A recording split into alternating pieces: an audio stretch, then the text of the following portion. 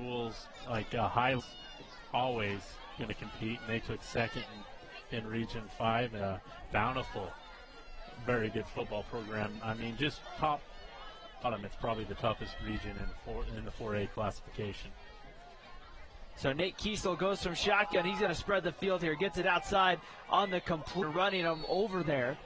Appeared to be Landon Jensen. Just kind of lowers her into him. Picks up a couple. That Jensen gets about 3 yards that time on the bubble screen. Fort must have seen something on film because they've ran that bubble screen multiple times so far here in the first.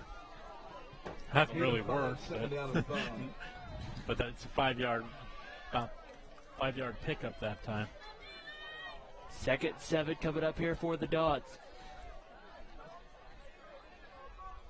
Sorry, 2nd and 5, I should say, as they're on the 25-yard. Once again, got to spread the field. Here's Nate Kiesel on the quarterback option point. He is met. Once again, Keena Molly, number 14, has been all over here in the early going. He's able to get there and make the stop. Yeah, great job by East, the option man. Kiesel could not pitch that to the option man. That would have been a fumble. He has to eat it himself, and he takes a hard hit that time. So it's going to be a big 3rd and 5 here for Spanish Fork. The Dons will battle as they desperately need to convert to keep a drive alive. Shotgun set. 4 wide receivers on the play. Jensen goes in motion, now sets up. Kiesel back to pass, throws that one out in the flat. He's got him, and that's going to be complete for a first down. Isaac Pendleton, number 7, on the catch. Going to have enough for the first down, and the Dons will move the sticks. Now, Pendleton early in the season was quite the weapon. Maybe they can look for him and Kiesel to get hot tonight, and maybe they can get some points and make this look like a ball game. Him on Murray there. Nice hit out of bounds for the Leopards. 1st and 10. It looks like some movement on the front of the line for the Dons. Landon Jensen bobbles that one, and then a heads-up play very quickly by Loa Kafusi to pick it up, but a penalty marker down. Likely coming here against the Dons for some sort of procedure, as it looked to see like Isaac Pendleton kind of jump before the snap. Yeah, it looks like he took kind of a crab step forward, and so they'll move that 5 yards back. But even on that play, East all over this field. They are very fast and very big. And yeah, I think, between them, Timpview, and we'll have to see if Springville can compete. That might be a good matchup down the line would be Springville and East. I mean, we saw Springville earlier. I don't know how they'd be able to compete against East. A big 1st down and 15 here for the Dons. Back at their own about 27-yard line. Ready to go. Here's the pitch outside. Lower his head and getting a couple on the carry as there's ball carry Funa for the Dons. Salofa Funa on the carry. Tackled by Con Leopards. Actually, yeah, it was Salofa. This is a hard-hitting East team as well. Fast, they're hard-hitting, physical. I mean, this is a team that is built well for a playoff run. Right, they're hard-hitting.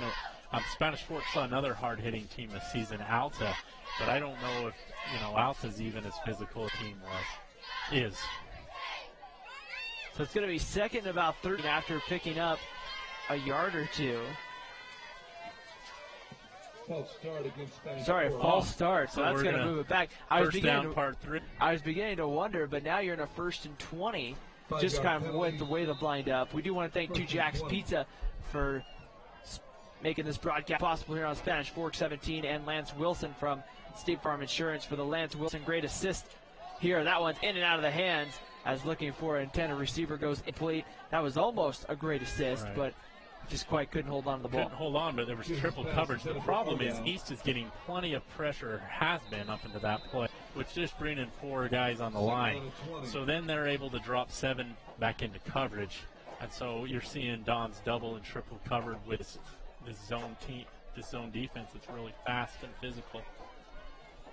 2nd down and 20 coming up here for the Dons. Back at their own, right around their 23-yard line here. Spanish Fork's going to have to look to go down the field. Kiesel, pressure comes again, gets it out quick, and that's going to be completed out around the 36-yard line. Jackson Higginson, yeah. That's Higginson. Number 4, Jackson Higginson. Yeah, I got to apologize. We cannot see. I mean, we're watching the monitor in front of us because I can't see the field at all. We're pretty much seeing exactly. We're seeing pretty much what you're seeing at home. And announced based off that. So we thank you for tuning in, taking some time here of your Friday afternoon on this Halloween weekend, as it's going to be 3rd and 7 for the Dons. It's getting pretty scary already this Halloween weekend. Kiesel drops back. That ball is knocked down at the line. It's going to be incomplete. That brings up 4th down. And we'll see we stand again. They did on a fake punt earlier with him running it, but East is now for that, so I think they'll have to punt it and take their chances on defense. But East 21-0 could have a 28-0 lead before the end of the first quarter. It's not out of the question. Wade Stanton on the punt. This one's going to be kind of a end-over-end kick over towards the sidelines. It's going to go out of bounds as they mark it off right around the 5-yard line. I'm not sure what the average starting position today for the East High Leopards has been, Chris, but well, it's got to be around the 45 or 50-yard line for the most part. Put it in short territory on the first 2 drives. They did start on their own 5 on that second drive, but they had an 80-yard touchdown. Didn't really hurt them too bad. But this triple option is giving Spanish Fort all sorts of fits. And Johnny Lane, very impressive. He's always in the right move, whether it's handing it up the middle or hitting the pitch man. Here under center, he's going to pull it, he's going to keep it, and gets into the secondary. He's at the 30, the 1 down to the 20, the 15, the 10, and he's in. No signal yet, and he stepped out of bounds at the 7. He's out of bounds at the 7-yard line, so he rips off another 43-yard kick. And once again, over East is 1st and goal.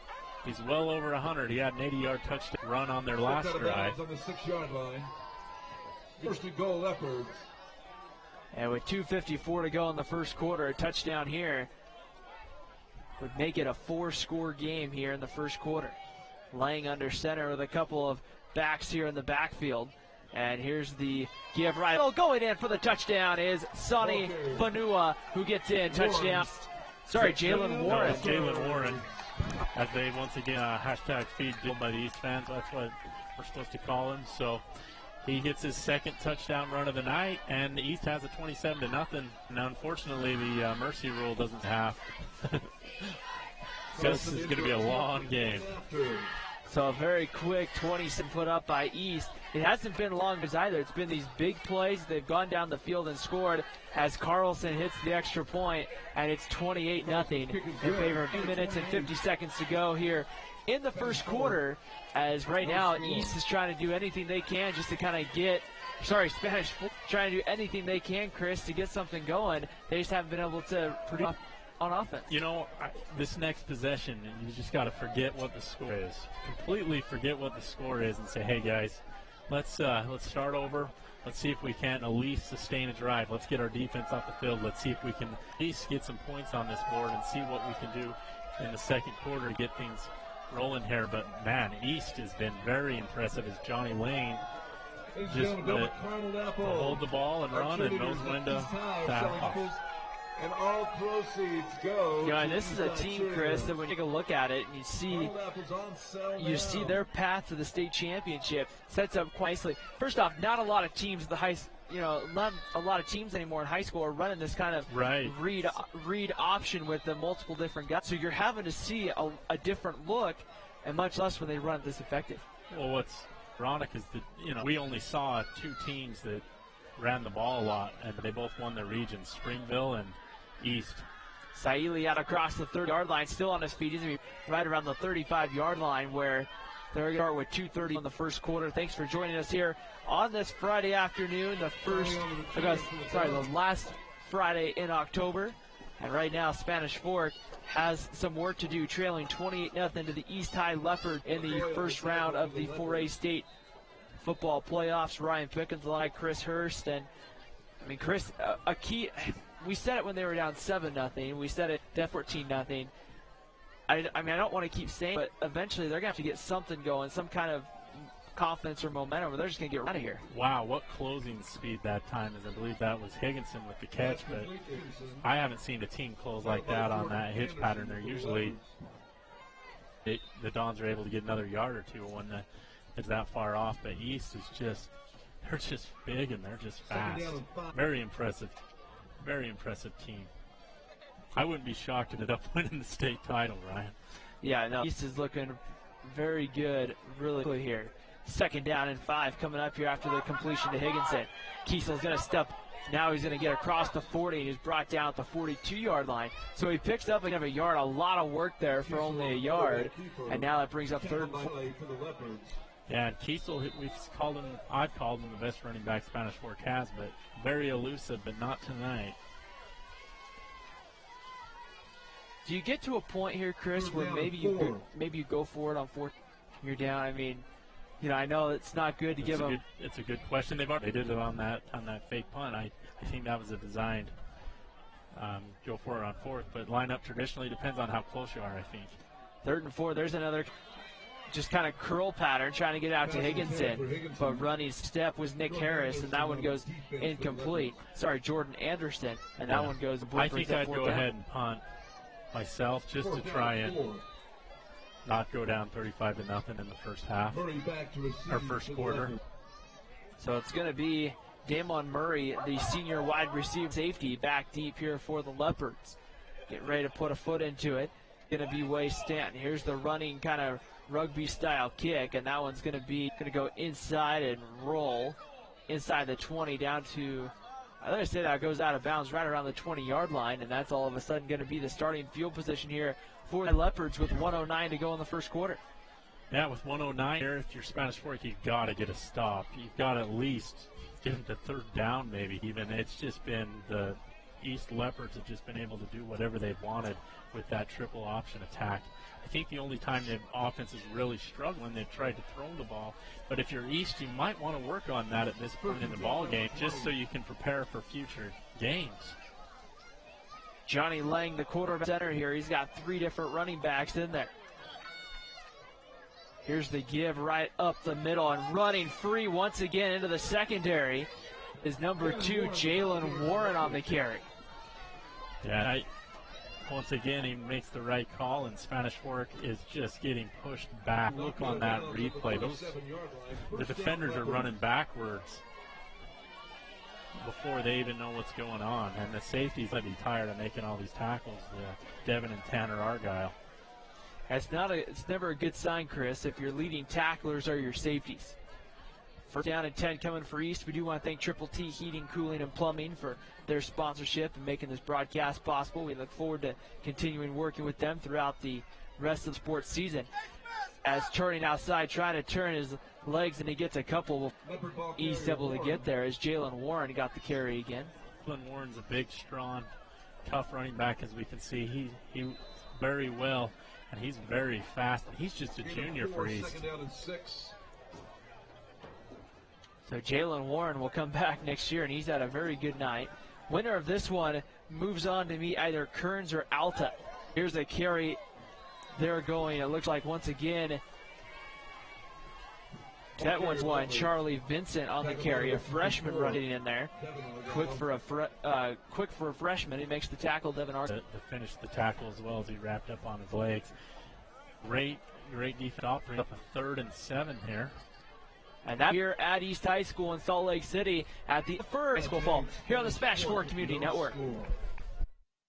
Hi, welcome to 2 Jacks Fork, or call us for a quick delivery. Are you hungry yet?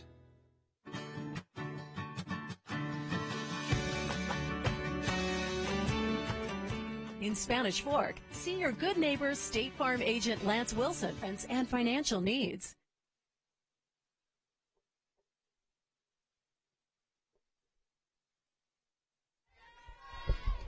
Start of the quarter here on Spanish Fork 17, and the state of Utah has reached the state playoffs as the sun peeks through behind us on this mostly overcast afternoon. Ball and a 3rd down as Johnny Lang will be under center. Lang's going to go right up the middle here, and Fork stop right for Spanish Fork, but now you have to really wonder if East probably, if I'm East, I'm probably saying, hey, if we can get a not bringing the punt team, bringing in their big horses. They'll probably just line up, but if you're Spanish Fork, I would sail out on the middle. I would try and want any chance of being in this ball game. Lang under center. Here's the give up the middle, breaks free at the foot race. Jalen Warren is on touchdown lead here early in the second quarter. And that is his 3rd rushing touchdown of the evening, as that one's the longest of 50 yards, and that will take him over as well. As he just breaks free, there's nobody there. There's nothing but green in front of him. And it's just an easy foot. The Leopards have pulled second quarter. And they have, I mean, what's been impressive is East's speed. Once they get past those linebackers, their offensive linemen are getting down there and blocking the safeties who have had to make a lot of tackles this afternoon. And there's nobody left to tackle. They're getting blocked by the tender, the offensive lineman, or another running back. They're just very fast at mowing people over. 35-0 East in court as they're already seeing East High student says goodbye to Spanish Fork here early. You understand, you get to the state playoffs, lose, your season's over. You already know that's on the line if you lose. But at the same time, to take out a 2 from the other side, embarrassing fashion, or get worse, you want to make sure you're at least on some kind of positive note. Honestly, I'm worried to see my 56. And that's, you bring up a valid point. That would be very embarrassing if it was 56-0 or something like that. I think they just got to find a way to make first half. Second half, we're most likely going to see the mercy rule. Here comes the kickoff. Saili is going to bring it back at his own 8-yard line. Off at around the 25-yard line as Valami Tasinga gets in there, number 9 on the tackle. Yeah, and they're, just not as physical as East. So 11:06 to go in the second quarter. Just joining us, it's ground attack of East. More ground attack from East, and, just settle it off with more ground attack. Yeah. The Aiden Warren show and the lane with the assist. Kiesel's looking deep, and that one over the head that Pendleton looks like they have the all verticals, and there was nobody open, not even close. Looks like a Dalmatian just gave you to the. Yeah, I don't even want to comment on that, Ryan. Let's just move on. I've been told it's a leopard. It's a leopard. Okay, more like a Dalmatian, but okay, we'll go with it. As it is Halloween weekend, and I'm sure I had, so it's down at 10 coming up here. And now it looks like somebody jumped here up front. And that's going to bring up against East. So that's going to make it second and about 5 for Spanish Fork. Yeah, and give East all the credit. They came out and they punched Spanish Fork right in the mouth. I don't think East is, they're better. But I don't think they're this much better. I think Spanish Fork's given up on us. Second down. Here's Salofa Funa on the carry. He's going to lose about a yard. And really, you really look at it, Chris. It just didn't seem like the energy a minute. And not that this game's over, but at the same time, 35 points against this East team is going to be a difficult kind of hole to dig yourself out of. It just came out with a lot more energy and a lot more desire to win this game. They did. It came out on the hill. They seemed a little excited, but I think once East took first drive in, it just seemed they almost gave up. And East had a lot to do with that. Third down and 6 here for Spanish Fork. Looking for the 35 to move the chains. Going downfield, that one over the head there. The intended receiver trying to get it once again out to Jackson Higgins. That brings up a 4th down. And Spanish Fork will send out, looks to be Way Stanton to punt. Murray will go back deep to receive here for East. 4th down and 5. Correction, 4th down and 6. 10:15 to go here in the second quarter at East High in Salt Lake City, Utah. Way Stanton on the punt. Here's the left-footed kick. That one's going to go deep. Murray can't handle it. It looks like Spanish Fork covered it. The Dons were the ones. East jumped right back on it that time. First guy that I saw jump on it there was Spanish Fork Dons, but it looks like Cole Peterson, number 10, comes away with it, and East will maintain possession.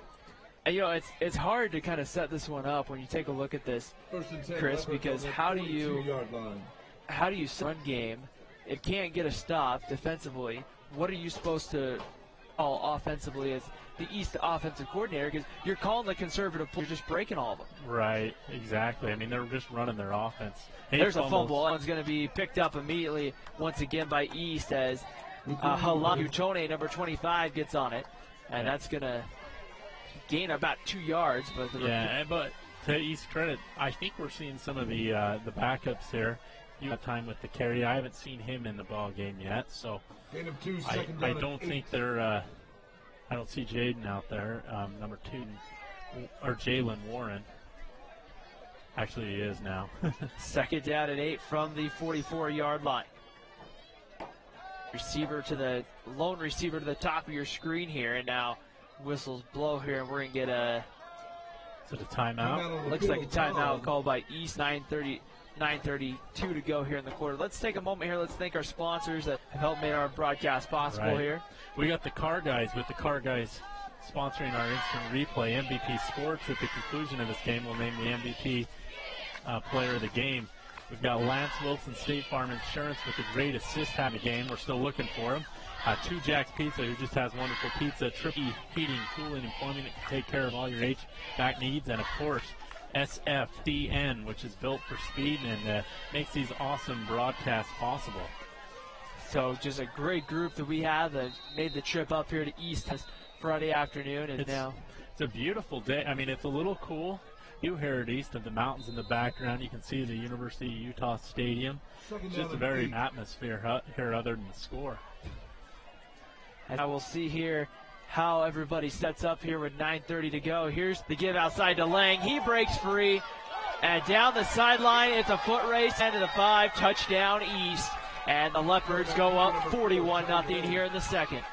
That was a 56-yard run that time by Lane, and that is second. His first was 80. So he's a very athletic quarterback in this triple option. I think for most teams, Lane would be a running back, but East doesn't have any desire to throw the ball. And also, very similar offense to what Highland ran a few years, and I assume they probably run that then still. Well, and I think that's kind of the one good thing you have with this offense. You don't have quarterback. You can really put 3 running backs in there and say, hey, let's just make sure we can run it. As long as you have a guy that can hand the ball off properly. Kick goes through. Carlson with 9:20 to go in the second quarter. It's 42-0. But, Chris, that is a point. You don't have to have somebody that can go down the field and throw the football as long as he can make the right reads and they can use that speed. The only issue you run into with not having anybody to throw it is fall down early back into a game or have to run your 2-minute offense. And so definitely no doubt here, as I was just handed a note, says I really agree with that. 42-0. Yeah, East is the beast. I think that should be trending on everybody's Spanish Fork Twitter account right now. Couple of interesting things, Chris. I was just checking the good World Wide Web while we were in between the possessions. Hosting their first home game in the state playoffs for a while.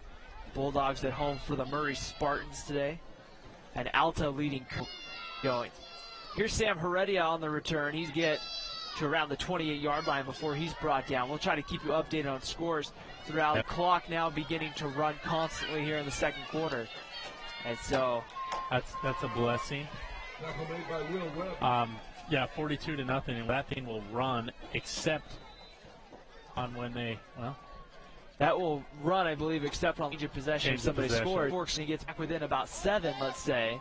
That clock's then going to begin to stop again. I think it's 28. Kiesel pass almost intercepted as Helaman Seisu there to kind of knock that one down. And we saw Seisu score a touchdown earlier. Looking for Braden Christensen. So that's going to bring up a 2nd and 10 for Fork. And the clock stopped after that pass. The mercy rule only went into effect in the second half. I wonder if the clock operator just a few seconds off. 2nd down and 10. Shotgun set here for Nate Kiesel. Single back set. Kiesel's going to take the direct keeper up the middle. He's going to take a 48. Tetu Tukalua there on the stop. Yeah, Brooks Rayner, he's the running quarterback at times, and he comes in and gets a yard maybe, and a new dent helmet. Tukalau. Yeah, that's what I heard. He said, okay. The PA here. I get nervous when there's more than 2 vowels in somebody's last name. It's going to be 3rd down coming up here for the Spanish Fork Dons. They're looking for around the 37-yard line to move the sticks. Going to go down the field. They got a man there. That's Christensen, but he's immediately tackled there. Number 23, A.J. Aloa gets there and makes the tackle. And that's going to be short of the mark. Wow, the closing speed to East Secondary has been unmatched. We've seen Spanish Fork complete similar passes, be able to break a tackle or at least get a couple of yards, but no, they're getting thrown back every time they catch the ball. Very impressive. Way Stanton puts a punt. Oh, that one goes over towards the sideline. Takes a nice bounce for the Dons. as it's going to roll right around the 29-yard line. And with 7:18 to go here in the second quarter, East with the possession once again. And Chris, the thing is, when you see these kind of offenses, Navy runs this offense, Army, Air Force, they run these kind of offenses. Typically you see a very methodical drive, 10, 15 plays. East is running a lot different. East is getting explosion plays where all of a sudden one guy takes off and gains about 40. Right. I think the design of the options to get 5 yards to carry, but man, they are able to get about, what do you think they're averaging? At least 15 yards, 20 yards a carry? We'll see what they do here as trying to turn the corner is number 24, Sayala Hamilton. And Hamilton's going to find his way to maybe the line of scrimmage. Mace Funa on the carry. And it looks like East has put a leopard print on the Dons so far with the running attack tonight. But that was the first stop by Spanish Fork for a loss, I believe, on that rush. As Trujillo, Landon Jensen, just a whole host of, and they finished it up. Most of Dons were able to clean that play up. And that's really the key, I think, to playing defense against East. You have to get multiple guys. Here's the give right up the middle once again. Here's another first down. Breaking the tackles, Jalen Warren. He's going to have another first down out across the 40 to the 43-yard line. And that's going to be down here for the East High Leopards.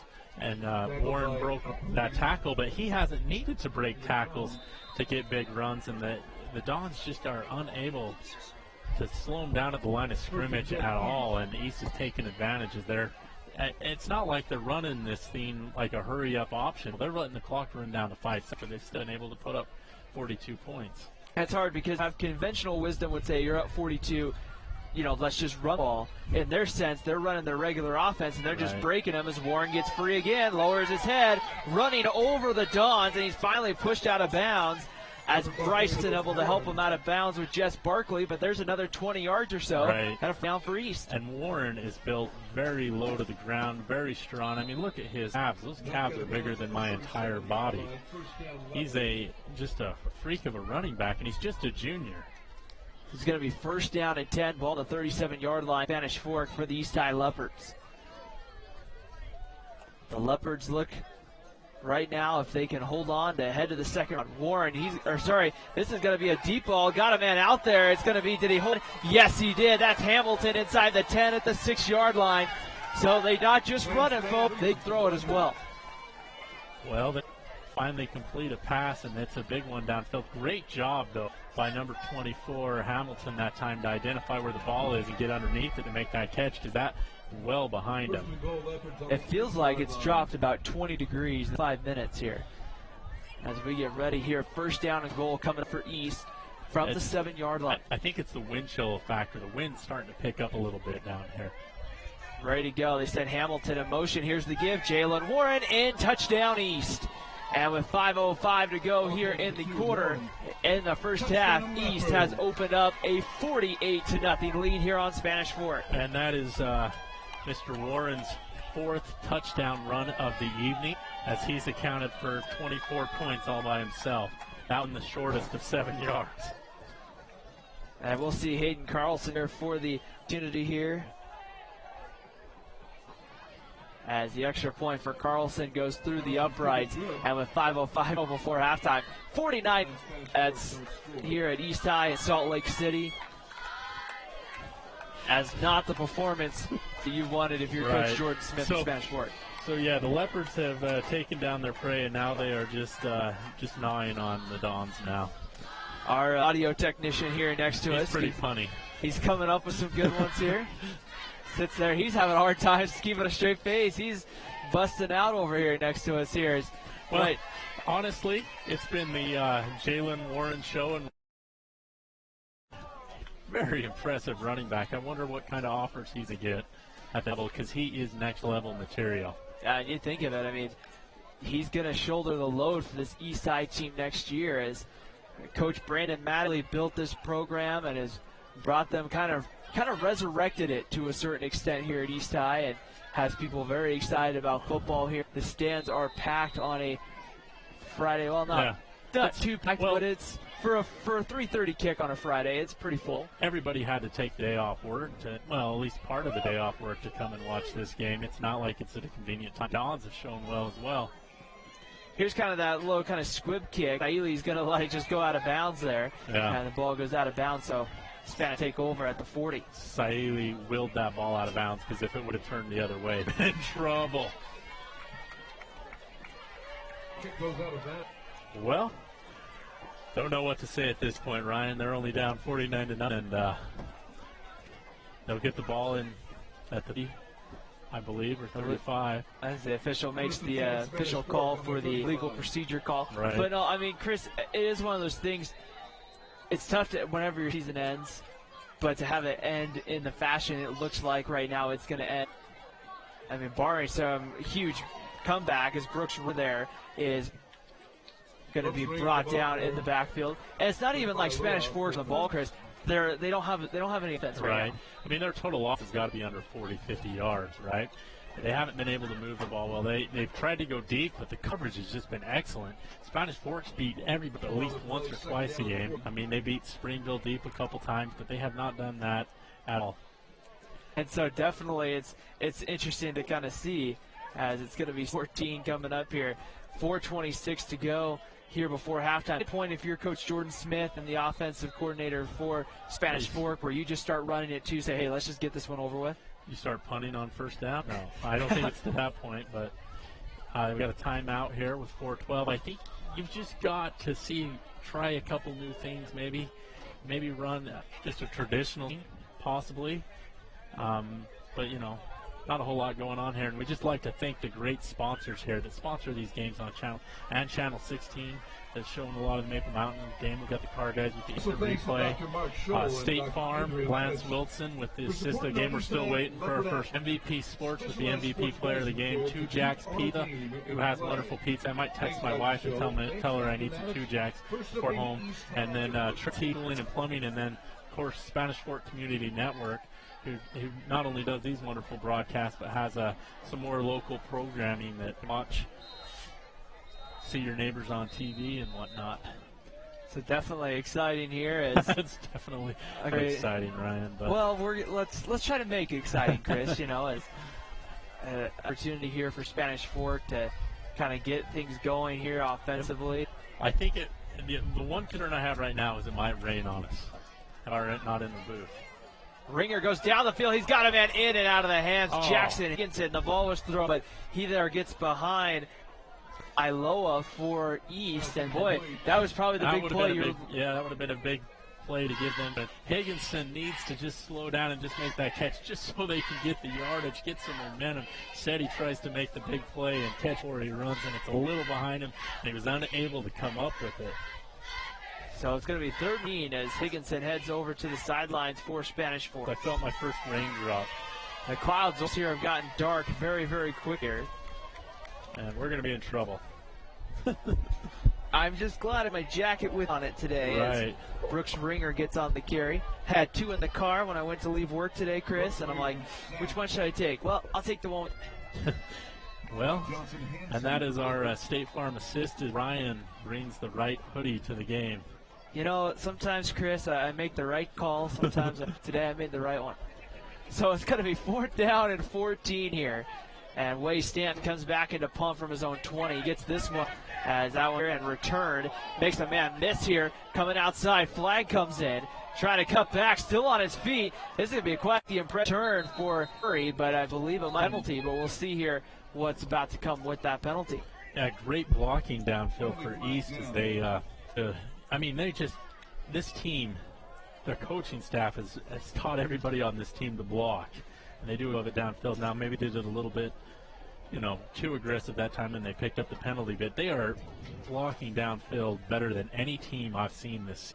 Brandon Matic came into East High after coaching at Park City, coaching the Park City Miners, and really, Chris, we got a great idea. I wish we would have had a shot of it before. The E comes right out of kind of the tunnel, is right next to us where we are here below the kind of this here, and it's just kind of one of those fun, interesting things to see as they were talking, chanting, who's got my back and things like that, and that's just the family program that Brandon Matic has built here down the sidelines, and a big play for number 21. That's Charlie Vincent, the freshman, on the carry, and that's going to be a big first down. Another play by East.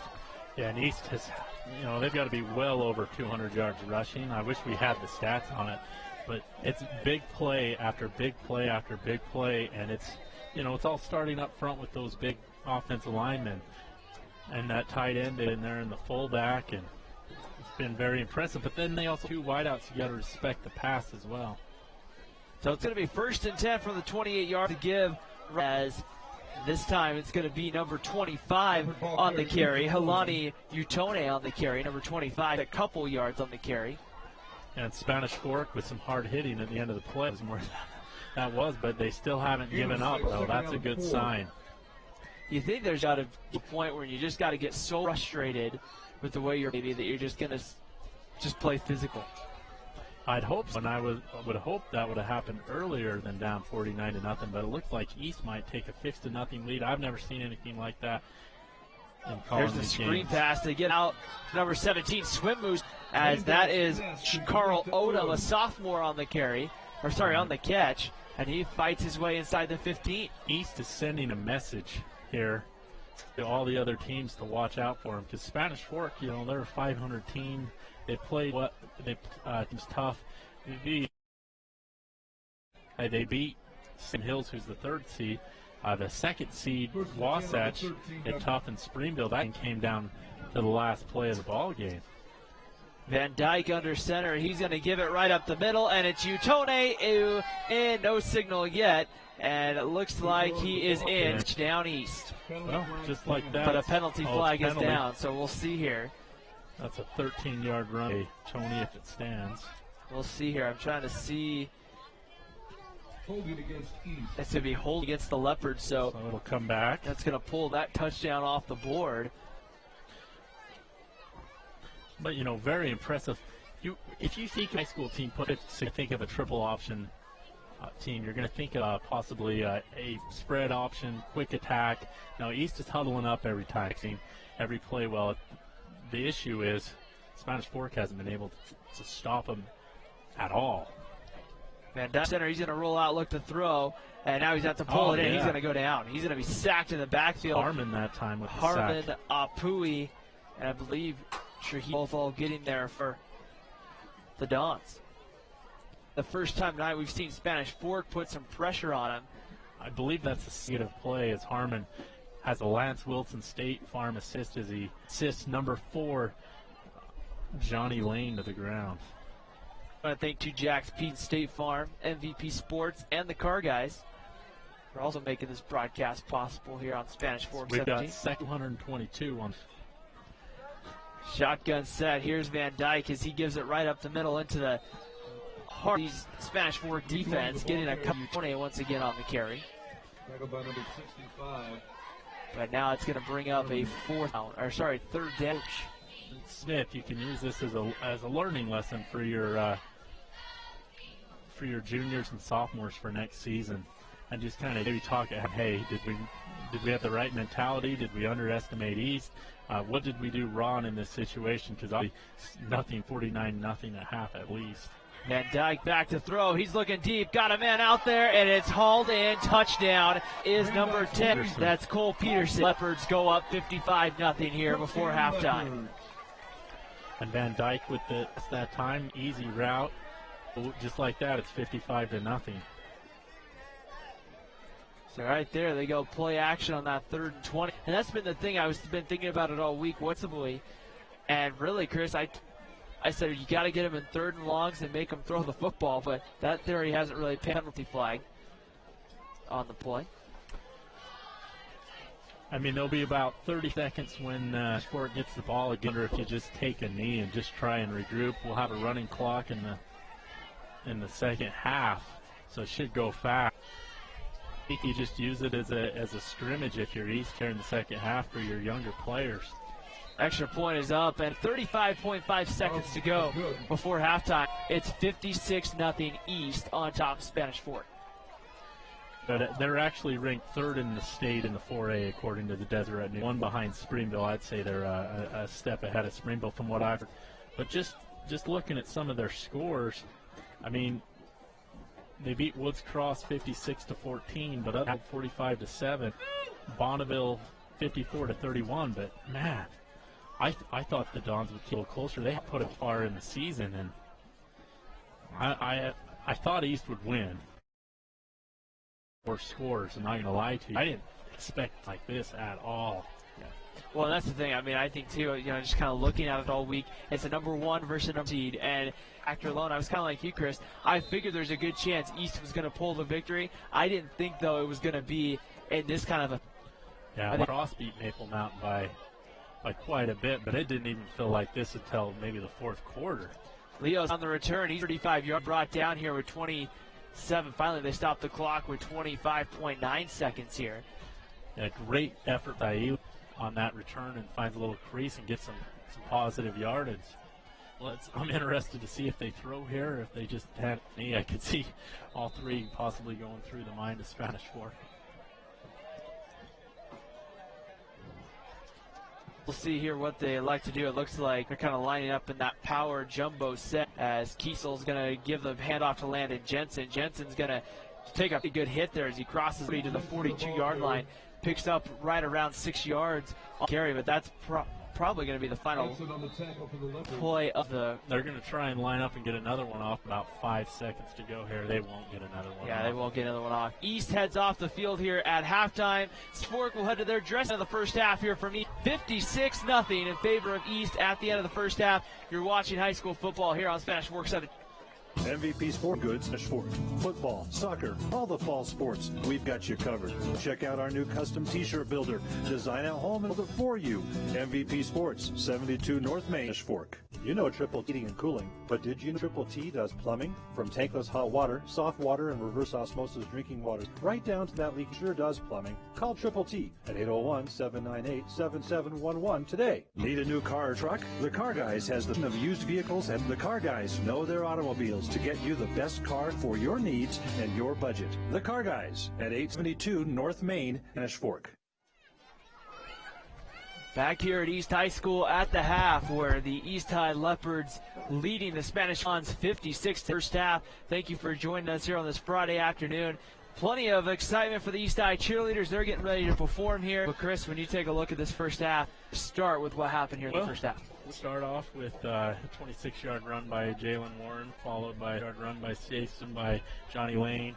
2 more touchdown runs by Jalen Warren there, and then Lane with another 56-yard one, Warren with touchdown run, and then finally they decided to throw it for a score right before the end of the half as Van Dyke finds Cole Peterson, and now we got nothing. And that pretty much sums up the first half as the Dons maybe had 1 first down. I think they have 2. Definitely they've had a hard time being able to score and being able to do that. And I think that's a good question that our audio technician just handed me. He scored on every one of their possessions in that first half. I don't even think they had to punt or they didn't turn the ball over. They didn't make it to third down, I believe, second quarter where they had to pick up a third down. Did make it to 4th and 1 and pick that up. They did score every possession. Spanish Fork had a turnover or 2, actually 2 turnovers that didn't help in that first half. They've had no for this offense, but yeah, and that's definitely been something that you kind of saw. East team, they just dominate up front, and that's really the way you have to sum that up. They physically dominated Spanish Fork from start to finish. Yeah, they did, and credit. I mean, they've got great running backs. They've got a great quarterback that knows that was a magician with the ball. But the big credit the line for East High School because they were able to just blow through Spanish Fork's front 7 job of blocking down any high school team I've seen. The only thing I can compare this game to was Maple Mountain a few seasons ago. Highland in the playoffs, and Highland ran a similar offense, but it took until the 3rd or 4th quarter to where Highland didn't move the ball like East did on their first half. I believe Highland ended up winning that one 40 to about 20, something like that. But this game kind of like that in the second half of that game. The East has done it for the entire time. I mean, they put up 56 points. We came together where 6 points in the first half. So I'd say East is looking great to make a run here at the state championship. Yeah, we're going to step aside here for a break. When we come back, we'll check scores from throughout the 4A and 5A football playoffs here on Spanish Fork 17. At Curves, we know there's a part of you that's unmakeable. and another part that's unbelievable, and many parts of you that are unstoppable. We must add exciting new classes to our one-of-a-kind circuit, from brand new fitness classes that target what you care about, like your core, balance, and abilities. The Curves circuit strengthens every part, every woman. Curves, strengthening women inside and out. Hi, this is Paul Drockton with Drockton Bullion & Coin. Many of you are worried about paper, and as a result have already invested in silver. Did you know that there's a position IRA where you get all the tax benefits, but you can actually manage where your gold and silver is stored? Why trust a depository? It may not be available when you need it. Come to Drockton Bullion & Coin. Not only do we offer gold and silver, we offer security. I have a dentist appointment. I'll try and make it. At Gunderson Dental, we know you're busy. Family, work, friends, and in your life makes up. Dr. Gunderson and his friendly staff will help you keep on schedule so you can do those things that really matter. Same day gets more work done with fewer visits and less time. Let us help you get better faster. Be there for the important moments. Call us today at Gunderson Dental. I'm Stacy Beck, Council, and we know how to serve each other. As the president of the Chamber of Commerce, I have seen this community come together to serve. I can bring a fresh perspective to our diversity of thought is essential to our future. I love our hometown feel, our traditions, our family environment, and our and I want to protect that. I'm Stacy Beck, and I hope to earn your vote November 3rd. As right now, the Leopard Spanish Fork Dons 56-0 at the half. Let's go through and let's check out some of the other scores going on throughout the state football playoffs, throughout the 4A and 5A. Some pretty good matchups as you look at the 5A. Some interesting, compelling matchups for a lot of 4A schools, but a lot of good 5A kind of Utah County matchups in this. One of the interesting, Jordan taking on Pleasant Grove. That's an interesting kind of first-round matchup. Right now, the Beat Diggers leading the Vikings 21-14 at the end of the first quarter. That ought to be a physical matchup. Davis 7-0 at the end of the first quarter. Roy leads Hunter 10-0 at the half. Skyview up on Syracuse 30-14. That one in the third. Games. Bingham, the defending 5A state champs, they open up tonight. They'll be at home at 5 o'clock, and they'll host American Fork. Harriman, though, might be that big matchup at that 5A classification. Both teams 7-3. Both have had a really good season. Top matchup is Jordan heads to take on Lone Peak. The Knights having a very good season as well. You know, Lone Peak can't overlook at 5A. All those teams, I think, are close. A whole lot between a 4 and a 1 seed. I think maybe here at the 4 level there's a bigger teams, but I can be a dogfight to the end. It's going to be definitely something fun to watch. Those three here at Rice Eccles Stadium coming up here in a couple of weeks. Chris, let's jump here into the 4A classification, though. The winner of this right now looks to be pretty set that it will comes out and pulls a very good second half. Right now, Kearns leading Alta 14 at the half. They're not going to go down. Right. And Jordan Davis for Alta, man, that guy can put up some yards very quickly. But, you know, Alta's a very physical fit in that ball game. They were in that game from, maybe at the end of the fourth quarter they were out of it there to the end, but they in the first half the lead going into halftime. So this is kind of a shock that East has been able to just dominate the way they have. Corner Canyon leading 10-0. That at the end there. So for Corner Canyon coming in, I believe Corner Canyon's coming into that one as the seed. So the 7 leading the number 1 seed, Chris, Olympus. Yeah, and if I were Springfield, I'd watch out for that Region 5 is for real. I know Box Elder got in a 3-way tie for 4th, but there is not an easy team in this region. Leading Provo 3-0 in the first quarter. That one at Provo, and then the other one game to kick at 5 o'clock. It will be Wasatch. So the Wasps finishing second in Region 8 will open up their opportunity to go to the second state playoffs, and that's a really good, we should say, Wasatch team. Yeah, Wasatch played good. They got hot towards the end of the season and earned that second seed in the playoffs, and they'll have their hand tomorrow as well. So definitely something tonight. Some exciting games as well. Any game that involved one of the playing games, they'll kick off tomorrow. They'll play right up the road tomorrow against the Highland Rams. That one kicking off tomorrow. Springville at home as well for Box Elder, like Chris mentioned. That one actually a 1 o'clock kick there at Springville High School. So A good opportunity here, the opening. So we're getting closer and closer to the start of the second half here on Spanish Fork 17. At the half, it's East 56. And it's Provo leading 7. That one in the third quarter. I just got a nice text there that came in, so I appreciate that. 56-0 East here at the half. We'll take another break. We'll try to set the tone. Spanish Fork Dons to end their season on a positive note. We'll find out after the break. You're watching high school football here on Spanish.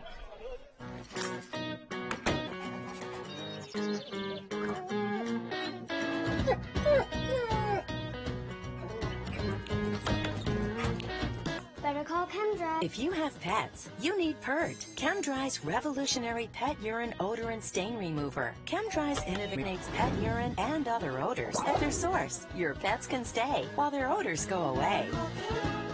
Voted 2014 Best Automotive Repair in Utah Valley Magazine, Dickerson Automotive. I think the whatchamacallit on my car isn't working. Not to worry. We're experts at whatchamacallits. Call for our specials or visit our website. At Dickerson Automotive, committed to the finest repairs with personal care. I trust Dickerson Automotive. You can too. Dickerson Automotive, way north on Main in Spanish Fork. Life care and health can certainly be a confusing mess. At the Health Insurance Center, we will help you understand your options and provide for you the highest quality available. Along with some of the lowest rate, we want to create long-lasting relationships, so you will always know the best options for your changing health care needs. John at 801-400. Visit our website for more information. Here at Painter Motor, we have a variety of used vehicles from brands such as Dodge, Buick, and Chevrolet. You'll find incredible deals, such as a 2013 Chrysler Town & Country for $18,999, Chevrolet Impala LTZ. $14,995. We're the Painter Motor family, and we're here to get you on the road with choice. No pressure, no hassle. Painter Motor. Welcome back here to East High in Salt Lake City. We're at half with the Leopards leading on 50-0. Ryan Pickens alongside Chris Hurst as the Spanish Fork Dons have retaken the field just here off to our left. And really when you take it at the half, but now you have an opportunity. You got 2 quarters left of your season, barring some great comeback that you score, which is going to be an opportunity to end your season on a positive note. What do you have to do? What are you saying to your guys if you're Jordan Smith at the halftime? I would remind them of what we saw last time. Payson was playing for it, could beat him down quite a bit. And then Payson, at the end of that game, was able to make a couple of drives there and the seniors to score. So I'd mention that to him and say, hey, let's see if we can at least get a couple of scores here, try and make the game a little closer than it is right now and make it a little bit more respectable. I mean, the other thing you don't want to do is lose by 70, and that's looking like that could be a possibility. So you got to say, we got to have a little light here, guys. A really key point that you brought up. You have some seniors on this group for Spanish Fork that for some of them that won't go play at the next level, this is their probably last time they're going to be competitive high school football. And to be trailing 56, and it's not like where East has made some fantastic plays. East has just ran the ball. They have pounded the run, and have to try to find a way what you can do in the second half to try to just come out with some positive momentum out of this ball game. End your season on Chris. You have to try to make a play here at the end. Yeah, if I were Spanish Fork, I'd just tell them, hey, let's see if we can at least get 2 or 3 scores here. Make things look comfortable. I'm sure East is unload the bench here and play a lot of their younger guys. Let's have a little Don pride and see if we can get a couple touchdowns here. I think Spanish Fork, because I think 56-0, there's no way they're going to come back, in my opinion. Oh, and I agree. It's going to, especially against this East. You look for what are your keys for in the second half for Spanish Fork to make this one more respectable and to end that season? You got to find a run. They put a couple that where they have 3 running backs in there. I would go to that on offense, and then on defense, you guys just have to suck it up and just key on the guys you need to on this option attack. So it's going to be very interesting here. We're closer to off here at East High. The second half, Spanish Fork Don 0. You're watching high school football here on Spanish Fork 17. Hi, welcome to 2 Jacks. For the best cheese sticks, come to 2 Jacks Pizza on Main Street in Spanish Fork, or call us for a quick delivery. Hungry yet?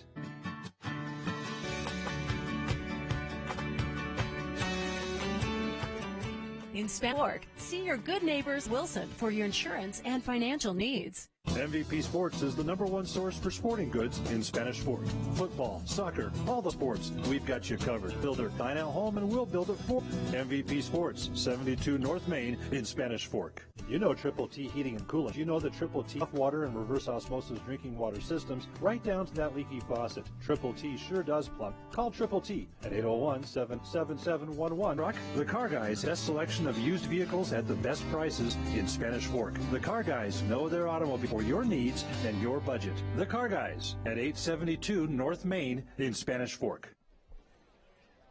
Back at the second half, the Spanish Fork Dons and the East High Leopards. Thank you for joining us here on this afternoon for football. Where it has full control Fork Dons, Ryan Pick, Chris Hurst, here as we get ready for the second half of football. It's very loose right now on the east sidelines, and now they've played this ball game. It's a chance for them to really just kind of solidify it with maybe 1 or 2 more scores and start prepping for next week. The Spanish Fork's defense, and they haven't need to do anything but run the ball here. And what do you tell a team? It's like when the teams, people would say, why are they running up the score? Well, they're just running the ball. They're just running their offense. So at some point, if you're the coach for the younger kids and get them some experience, try and keep their guys healthy. I did see one of their offensive linemen come out with an ankle, and it looked like earlier in this game. See, if you're Fork, we mentioned on the little halftime show, you got to have a little pride for your seniors. You got to get a couple of touchdowns here in the second half. So 12 running clock here in the second half. Already started. Yep, and it is already started here as it starts on the ready-to-play call from the affiliate. Kick returned by the up back. Here's Duncan Williams. He's going to make a couple of nice slide steps. He's going to break free. It's brought down around the third. The Spanish Fork Dons will have pretty good starting field position at the 9-yard line here in the third quarter. Yeah, and I was very impressed. Spanish Fork ran out on a lot of encouragement with each other, between the teammates, just trying to get each other motivated. I mean, you're down 50-0. It's very hard at that point, particularly to stay up. But I was very impressed that they were able to do that. So 1st and 10 for Nate Kiesel first. And Kiesel's going to give it on first down. Here's Salofa Funa trying to get outside. Stiff arms one man. He's going to get to the 45 to the 50, and he's 47, probably the most productive running play for Spanish Fork. Looking out there, you see a lot of, I believe the second is in for the East High Left. Used the East to Beast time, Salofa Funa did, as it gives East a little bit of their own medicine that time. For Spanish Fork, it's only their third first down of the afternoon. Kiesel from the shotgun. He's going to get up the middle. Here's Salofa, or Landon Jensen. He was down before the ball came out. Yeah, and I think Spanish Fork would run the ball here against them. Put those starters in, and do you blame them? They've got this game well in hand. You want a team healthy for either. East, of course, with a victory back at home next week for either Alta or Kearns. As a shotgun set coming here to give it right up the middle against Salofa Funa. Maybe gets a yard or two. So nope, he's going to get enough for the down to the 35-yard. Highland has it really nice. Brackets played out. Not so much Highland, but East, Chris, because they're here for the first 2 months. Cycle Stadium in the ditz here off to the left. So, right. I mean, kind of an interesting kind of a thing here. Advantage. Yeah, not Fafuna trying to get outside. He's going to get a few more yards before he's shoved heavily and quickly to the ground. Funa's going to get you around the. I'll tell you one thing, though. From Rice Eccles, most of us cannot see this. I think it's just because the press box is so high that we're able from here. Gain of 8 for Salofa Funa on 1st and 10. And you talk about how this is really valuable time, really, for both of these first-team guys for Spanish Fork. That's not a bad idea there. I'd have a lot of confidence going to play Alta, because you can watch film on Spanish Fork and Alta and realize Spanish Fork entire time. Right, that ran right into the brick wall. Now it's going to bring up a 3rd and 1. I wonder if this is a combination of East playing their best game of the season and Spanish. I mean, maybe it's been a perfect storm. I'm shocked that it's 56-0 at this point in the game. East wearing Spanish Fork in the white tops and gray pants. Shotgun set. Kiesel going to throw over. That's the tight end, Christensen. He's out of the 6-yard line, and the Dons move the sticks again. First down, Spanish Fork. Yeah, and they could have just given up, but these guys are still playing hard here, and just great character kids. So 1st and 10 from about the 17-yard line. They're going to say his knee down before he's able to stretch the ball. 10 from the 17-yard line. Spanish the huddle. 4 wide receivers on the play. There's Leo Saili in the slot to the black screen. Going to go back to throw. Has some time. Now he's going to roll out. He's at the 20 looking downfield. Throws it to the corner of the end zone. That pass is intercepted. Oh, incomplete. He was out of bounds, and then he doesn't come up with it. That was number 23, A.J. Iloa that time nearly had the interception. Boy, Kiesel has nothing there down the field. Everybody's just in blanketed coverage. That's one of the things East has done a great job tonight, has been there when Spanish works in passing that they have to go down the field. Right, you're correct. Protection in the first half was fantastic. Or run defense, I should say. Second down and open touchdown, Brooks Ringer, and the Dons are on the board. It was a 17-yard pass from Kiesel at the time, and the Dons get on the board. Ringer just gets wide open in the slot, and the Dons will not be shut out tonight. The clock stopped on the touchdown. 16 to go in the third. Bork will send on James Daw for the extra point. Tanner Argyle, number 4, to hold. And flags immediately there. We'll see what the call is here. And Brooks Rayner is just a Brooks Rayner will most likely be the starting quarterback next year for the Dons, as he's filled in nicely for Kiesel this season. I think he needs to work on throwing to downfield situations. He's pretty accurate in the short pass game, so a lot of excitement for Brooks Rayner next year. So here comes the extra point. High snap, and our guy has to pick it up and fall on it, and really with kind of something that would have summed it up even more if he would have picked it up. I don't know if you can even return it at the high school level. I forgot. That pretty much would have. So the extra point, no good after the bobbled snap with 6:16 to go in the third. Let's take a moment here in the third quarter. Thank sponsors for making this broadcast brought to you by here on 417 by the Spanish Fork Community Network, as we are built for speed here. And Triple T Plumbing to Jack's Pizza, MVP Sports with the MVP of the game, which will be named at the conclusion of this afternoon's broadcast. Lance Wilson State for the Lance Wilson great assist as we go throughout the rest of this broadcast, and the Car Guys for the instant replay this afternoon's broadcast and throughout the entire football season on Spanish Fork 17. As Chris, the football season comes to an end for you and I on Spanish Fork 17. Yeah, it does. There's still a lot of great college and NFL football, and of course these high school playoffs to look forward to. Here's the return for East, turning it up down the sideline. Hit hard by James Daw. Daw just lowered the shoulder. In number 7, that's Carl Odom, who got on the return there. And boy, James Daw might be the kicker of a hit. Everybody can hit. We've also seen him at receiver this year, but wow. Yeah, usually you don't expect your hardest hit of the night to come from kicker, and that's just happened. A Lance Wilson State Farm assist as he assisted the ball carrier to the ground that time, punishing fashion. And so right 2 to go, third quarter, that clock running. Here comes that triple off for East. Knights looking down there for Odom. That one's complete as Odom and Argyle got their hands right in out of now there. They've taken it. What in the world are they doing throwing the ball in this situation? I'm a little shocked. I guess they're trying to work on the pass game East and a developmental game for their younger guys and seniors that don't usually get in the game. Well, I think the other thing you take a look at is the clock's going to run no matter what. Right. So whether running the ball or throwing it, I guess it's the equivalent really right now. Here's the give. It could be Halani Filtoa on the carry for East.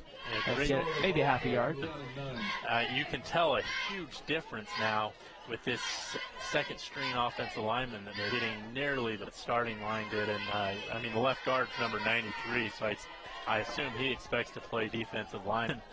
Offensive on the pitch out there to number 21. That's Charlie Vincent.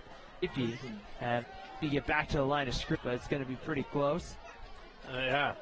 And the Dons might first actually took a McDonald's run. Got the players some French fries and things and whatnot, so he might be here if he's still here.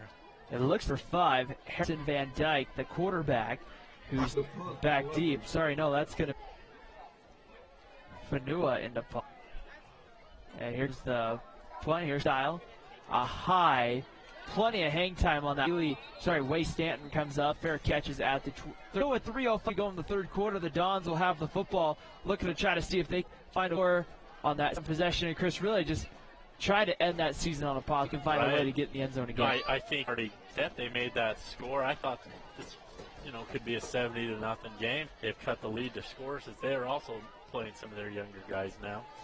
But if they could get another score here, I think it, make it look like end the season on a positive note. Kiesel's going to first down, and look out there as the pass goes in. He's trying to get it there to one of his receivers, but it goes in. Right, they were able to.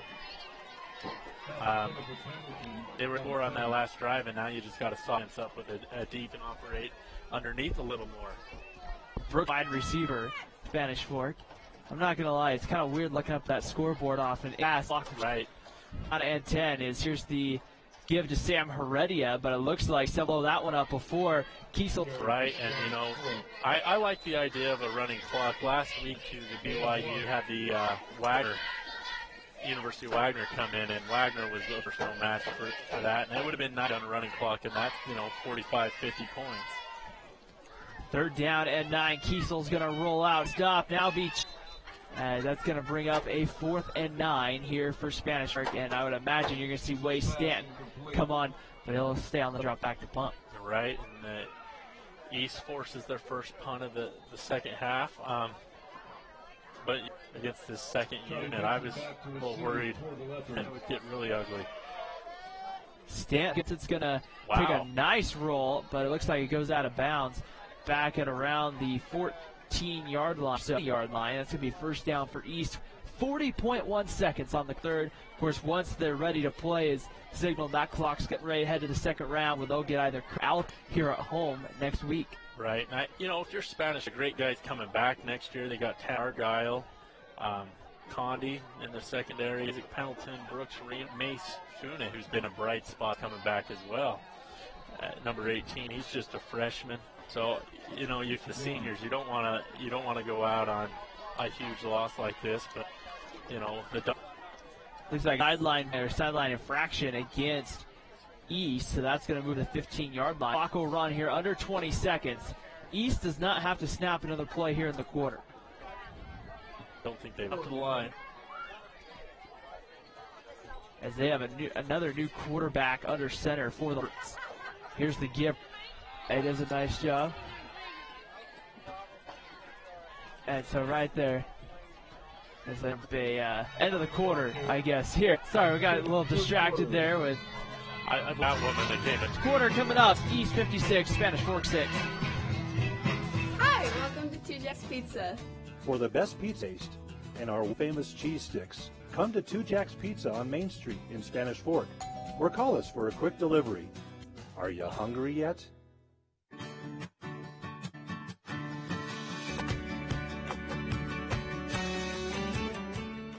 See your good neighbor's agent Lance Wilson for your insurance and financial needs.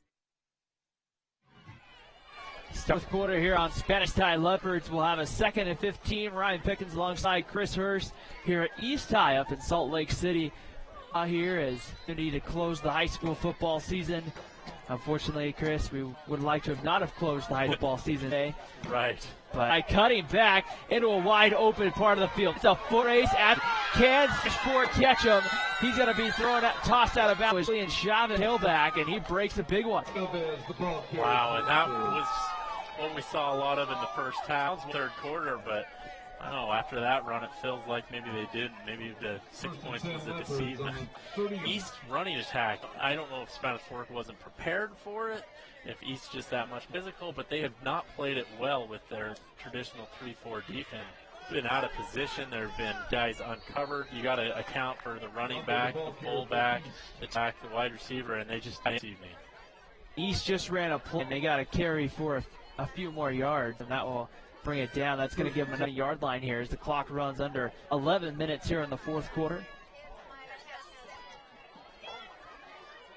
He's going to get to about the 10. Can he get to the corner? He dives, and that will be an E down. Ben Ford, and East extends lead out to 6-6 here in the fourth. Wow, and they put up 2 so far. And great job by Ben Ford extending out, getting a touchdown. That is the 7th, let's see, touchdown of the game. That's pretty impressive. Definitely nothing too flashy either, just been running. They're running a traditional offense of the 70s, and it's worked to perfection. In favor of East. It's definitely one of those days when you take a look at the season for Spanish Fork, Chris. game at Mountain View, that Spanish Fork, maybe jump. And that's another thing that people have to remember as well. Spanish classification, maybe the numbers that you have when you get to some of these schools up in Salt Lake City. You know, you and I drove past the high school here on the way off ice. You have to understand, sometimes you're just not going to have the numbers and have the athletes at other schools. The building 100 Years of Excellence is a historic building up here on the east side of Salt Lake. And the size, these guys over here, they're a lot bigger and older by some of the Dons players. They just look more mature, I believe is the word for. So 10-20 here in the fourth. East will get ready to put up to it. Hayden Carlson will. Here's another line drive kick. Runs over. He'll bring it out from about the 6. Out across the 20 to the 25. He's had a couple of nice ones to his list tonight, and he gets out of the 44-yard line. And with 10:04 to go in the fourth, Spanish Fork will start there.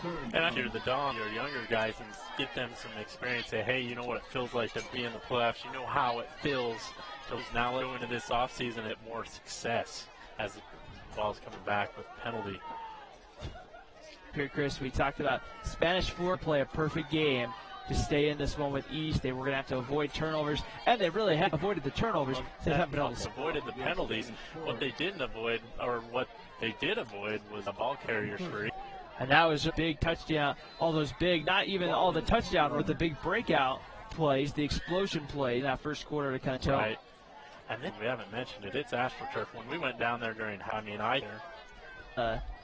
drops the football today, and luckily right there to pick it right back there on the card. We thank the Cubs for their sponsorship of the instant replay throughout having them on board for the basketball season as well. Yeah. Coming up here in just a matter of weeks. We'll have to see if Maple Mountain can repeat their region championship, as a couple of their stars coming for basketball. But Cade Polson definitely will be a threat in Fork. And then Tanner Argyle. Here's Iselton making a nice kind of catch as he tries to try field. Gets a few more. That'll be a Spanish Fork first down. That's going to be Mountain home opener. Coming to the 24th, though, home for Carbon to open up basketball season. Homework. I was just taking it one game at a time. I didn't feel so much time tonight, Ryan, but that's exciting as basketball season gets underway. Down and 10. Kiesel on pitch gets it out to Sam Heredia. Heredia kind of lowers his head to the 39-yard line. And, you know, Dons have came out here where they could have laid off, but still we're down 56, but they've still had some fight for this East High. They're not going to go down with their heads too low. They have great care. Second down and 7. Shotgun set for Kiesel. 5 wide receivers. Kiesel looking out of the hand. Out to try to haul that. Brings up 3rd and 7. Yep, 3rd and 7. Another drop. The Spanish Fork is all season long. And it cost them a ball game or two. That matters at this point in the season, but that Springville game, also the other game that stands out, Maple Mountain, close one. You just kind of think about it, if a couple of those bounces go Spanish Fork's way instead with a different. Kiesel got down the field looking for Higginson, who makes the catch at the 25-yard line, 17-yard line officially. And Higginson's going to be coming back next year for his senior year. He's another guy I didn't mention. He's been their Dons as well next season, and you know, they've got a lot of look forward to for this Dons program and for the season. I mean, they'll go out 5 and 6, but I don't think there's anything to be ashamed of. 4 wide receivers for Kiesel. Salofa Foon in the back. He's going to throw kind of lob coming up on the return. Number 40, Leaky Molisi on the return. He gets out of bounds around the 27-yard line.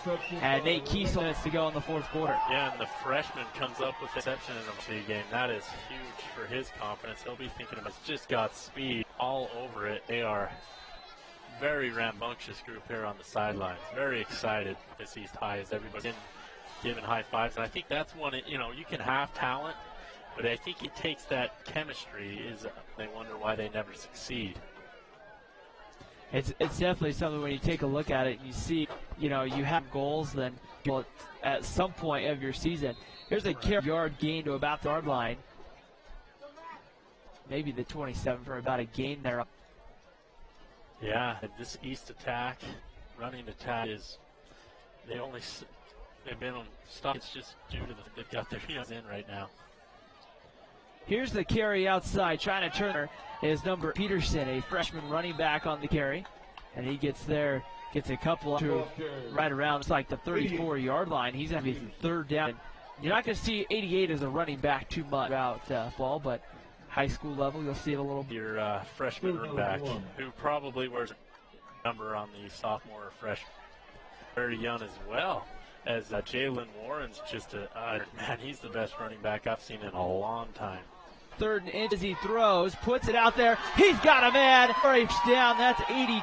That's a first down for East. And I guess hasn't stopped putting their print on the Dons, and are still looking to score in this ball. Completely has to look back for that ball and makes excellent catch that time. Was Josh Nelson, and he's just a sophomore himself. So first down and 10, ball on the 20-yard line. Number 40, that is. Had the interception as well. And here's the give to number 29, that is Luani Vaki. I think if I went and asked if I could play quarterback. They just might, Chris. I don't know, though. I don't know. How well could option, Chris? Very well. Okay, well, this would be the best. But definitely here with the first and 10. Option. All right, yeah, triple option. Yeah, option. Triple option, probably one of the best triple option running play that I've seen here. No, sorry, it is first from around the 25-yard line here. Is Kiesel back to pass again, and that's a be complete to bring her at the 1-yard line, and it's going to be a first down for the Dons. So Spanish Fork, and they've had some success downfield with Kiesel. And so now here with under 2 minutes, that clock be continuing to run. He's tied. It's been a fun trip up here to the Salt today. Nice up here. You know, here at East High have been way to us. A little too friendly, as I had to take a minute off the broadcast. And Kiesel gets drilled from behind. I want to say that was number 91, but there's no number 90 roster. 90. It was 28. 28. That is a senior defensive end getting in there. That was a shot on Nate Kiesel. I bet you it's going to be thinking about Ron McBride walked by us right there. Oh yeah, there. Yeah, so Coach McBride was down the other day talking with the team here at East. Heads on. It's under a minute to go here in this one. Spanish Fork looking to try to put one more score up on the board here. Steps back. He's going to look into the end zone. He's got a man. As Isaac Pendleton was deep man there. As that one was kind of thrown up into Bridges. It begins to sprinkle a little bit. Rain. We might have. And looks like it is already celebrated. I think it was very important that the Dons at least get a score here in the second half, and I think they'll try and get one more. Very impressed how they have it. Kiesel's going to throw that out to, I believe, Ely, who's quickly drilled again with 7 seconds on the clock. Kiesel's trying to hurry the boys to the line of scrimmage. 2 seconds on the. Oh, they do. And they do get it off. One final play. Kiesel, and it's intercepted. On the interception, he's going to run it out, and he's going to be brought down. Marks Ringer. That's Chase, and that will end. They'll score from East High. It's the East High Leopards 63. And the Spanish Fork Dons 6 and wrap this one up. But today, the Leopards are victorious in the first round of the state playoffs. You're watching high school football here on Spanish. Hi, welcome to 2 Jack's Pizza. For the best pizza you'll ever taste and our world-famous cheese sticks, Jack's Pizza on Main Street in Spanish Fork. Or call us for a quick delivery. Are you hungry yet?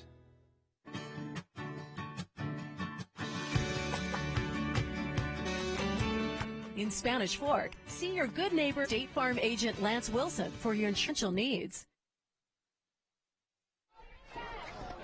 High school football here. Spanish Fork 17. The clock has hit triple zeros at East High. And the Leopards 3-6 over the Spanish Fork Dons here. And the East High Leopards will move on to the second round of the 4A state playoffs. They'll be back here. The Hawks Spanish Fork season come Ed.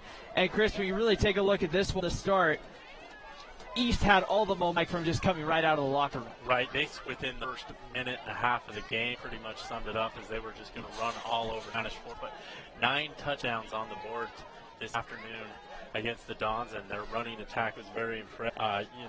Jalen Warren, Lane, and those guys, because they look like fantastic athletes that can play at the next. They're going to be kind of the top half out for teams like Springville and a couple of those other teams to the top of the 4A bracket. It's going to be a tough scene. I think they'll win the state championship. That's my opinion. They do have to get through Timpview, right? But this could be a team they could get well. So definitely not the day if you're the Spanish Fork Dons, Chris. But we saw a team come out, or maybe actually had a little more fired up, and they were able to at least end their season with a score. End of the season, if you won 5 games this season, you made the state playoffs. Not everybody can win the state championship. So definitely, no doubt, we got to get him out today. And we talked about it a little bit at halftime in our breaks and things like that. Hopefully we can go with this now. You know, I guess it's official. The MVP of the game goes to Nate Kiesel, and when you really look at it, on a great read. He had a couple of but he hit the one receiver that was streaking wide open down the seam. He found Brooks for that time for the touchdown. That was in this game. A couple of great hits on defense as well. James Daw, the kicker, made that punishing special teams tackle. They definitely deserve to move on to the second round. It's definitely going to be a fun thing to watch the East High Leopards. The rest of Chris, for you and I and our team here at Spanish Fork 17, football season's done. Now we move indoors with basketball, Maple Mountain Spanish Fork basketball, starting right around. So definitely a turnaround here in high school sport on Spanish Fork 17. Stay tuned for, I don't know if we're going to do like local things like that for one basketball season. We'll kind of update you as we go throughout. But for my partner, Chris Hurst, and our entire Spanish Fork community team, I'm Rob East High. It's been a fun football season. We'll be back again next year here on Spanish Fork 17.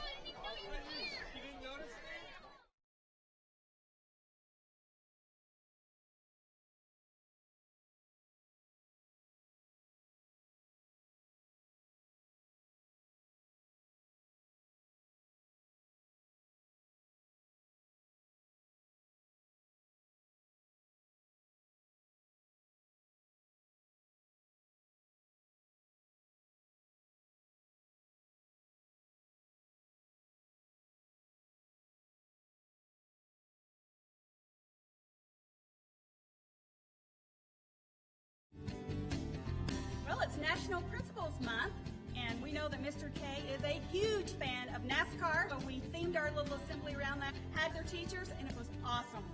We wanted to celebrate the good things that Mr. K does for our school. He's all about the students, promoting the leader in me, and involving community for helping us out.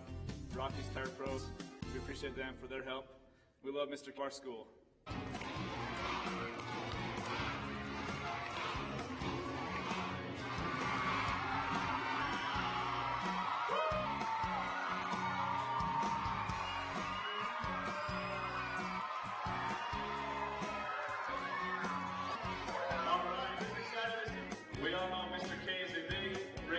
Racing fan, NASCAR.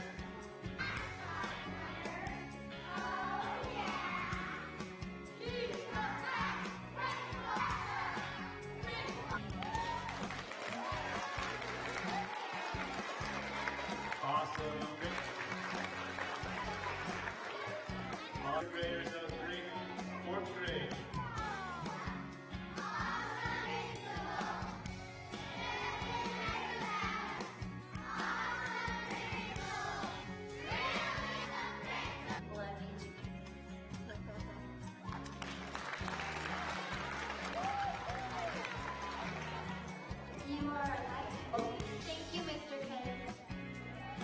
Mr. K is an awesome principal. We have a successful event planned. Today's event is sponsored by Rocky. We want to thank Rocky for setting up this awesome track. Everybody cheer. Cruising, hey! Check out those cars.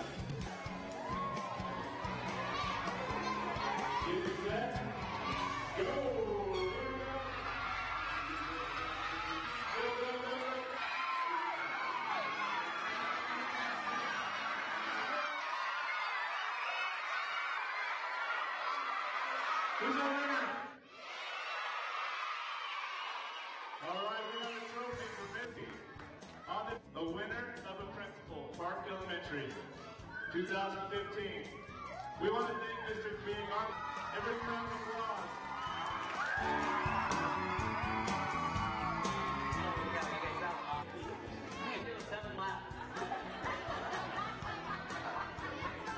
Whoa, hold on, I need to sit down. Okay, there we go. Awesome, thank you. And thank you for all of the nice gifts that you guys make. You guys are awesome, thank you. Thanks to all of your teachers, too. My name is Ryan Kay, and I'm principal at the best elementary school in the Eagle School District.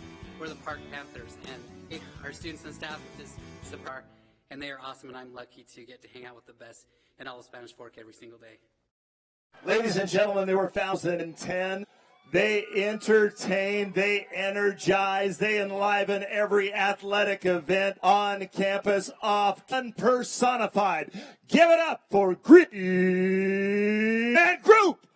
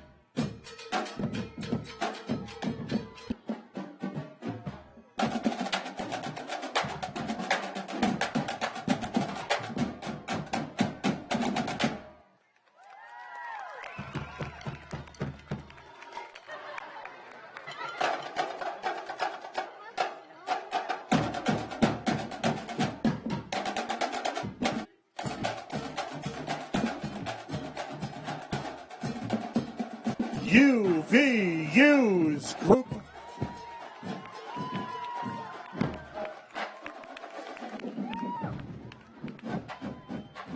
Actually go up 166% if this bond passes? No. The overall increase in your property tax percent, or $202 a year on the average home. The 166% number applies to the city's portion of your property tax, and your total annual tax bill would increase by only 15%, or $202. Be informed, and remember to vote on November 3rd. Wisconsin, birth of the hamburger, frozen custard capital of the world, and home to Culver's. Bacon Deluxe, chocolate, that's our signature Midwest beef, topped with hardwood smoked center cut bacon. Bacon makes everything better. Our shape of custard, then rich, thick chocolate, handcrafted right before your eyes. Bacon and chocolate, what could be better? Too delicious.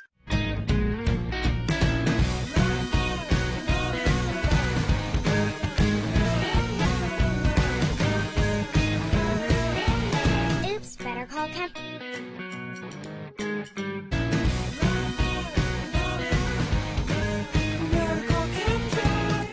Something for everyone. A new library, kids, a new senior center, and families will be able to swim and exercise year-round. The proposed Life Center bond will be at less than $17 a month and will be the destination for families and kids to enjoy a fun, safe atmosphere. Vote yes for a new library center. Vote yes for kids. Vote yes for the Life Center on November 3rd.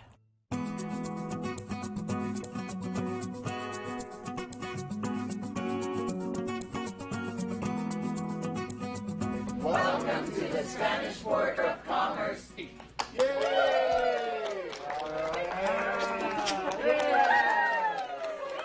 Hello, Spanish Fork. I'm Stacy Beck, the Korea Chamber of Commerce.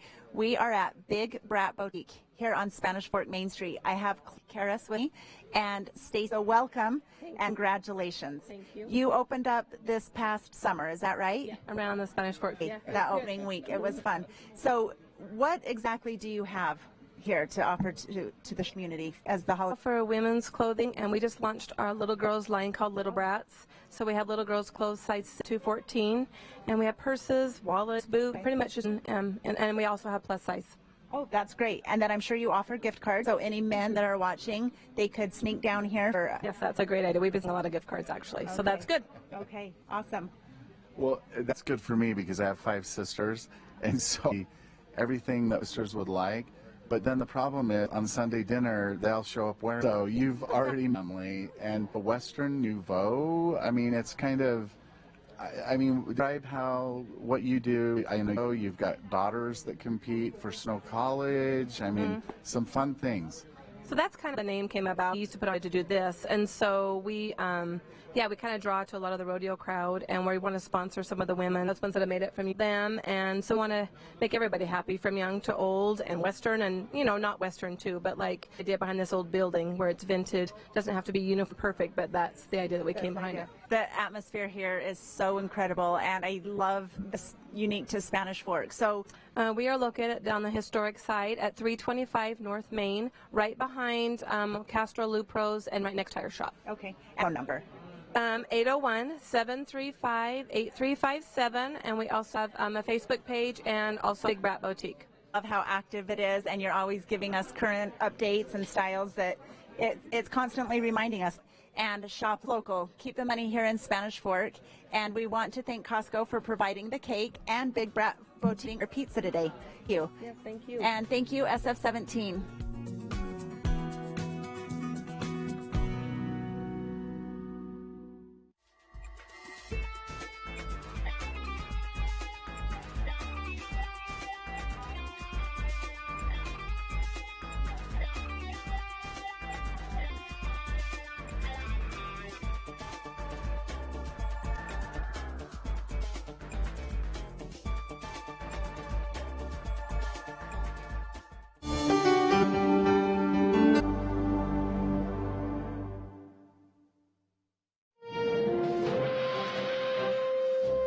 City Council will be meeting in room 140 of the city offices building.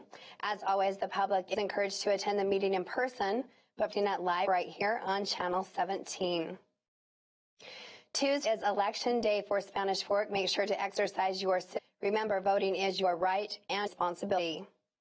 There is a planning commission meeting on Wednesday the 4th, or the meeting can be org. Stay tuned to Spanish Fork 17 for the latest updates on high school football. Of the Spanish Fork Farmers, so be sure to go check it out this Saturday. For those of you looking to watch Channel 7 through sfcn.org. All of our original content is uploaded straight to YouTube, so you can favorite shows.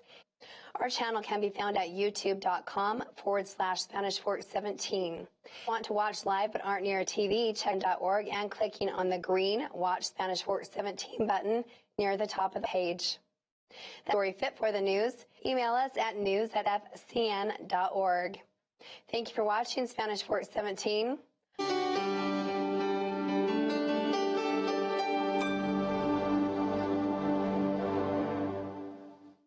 Auto, home, commercial, and more. My car and my home are covered by American Family, and I love the savings.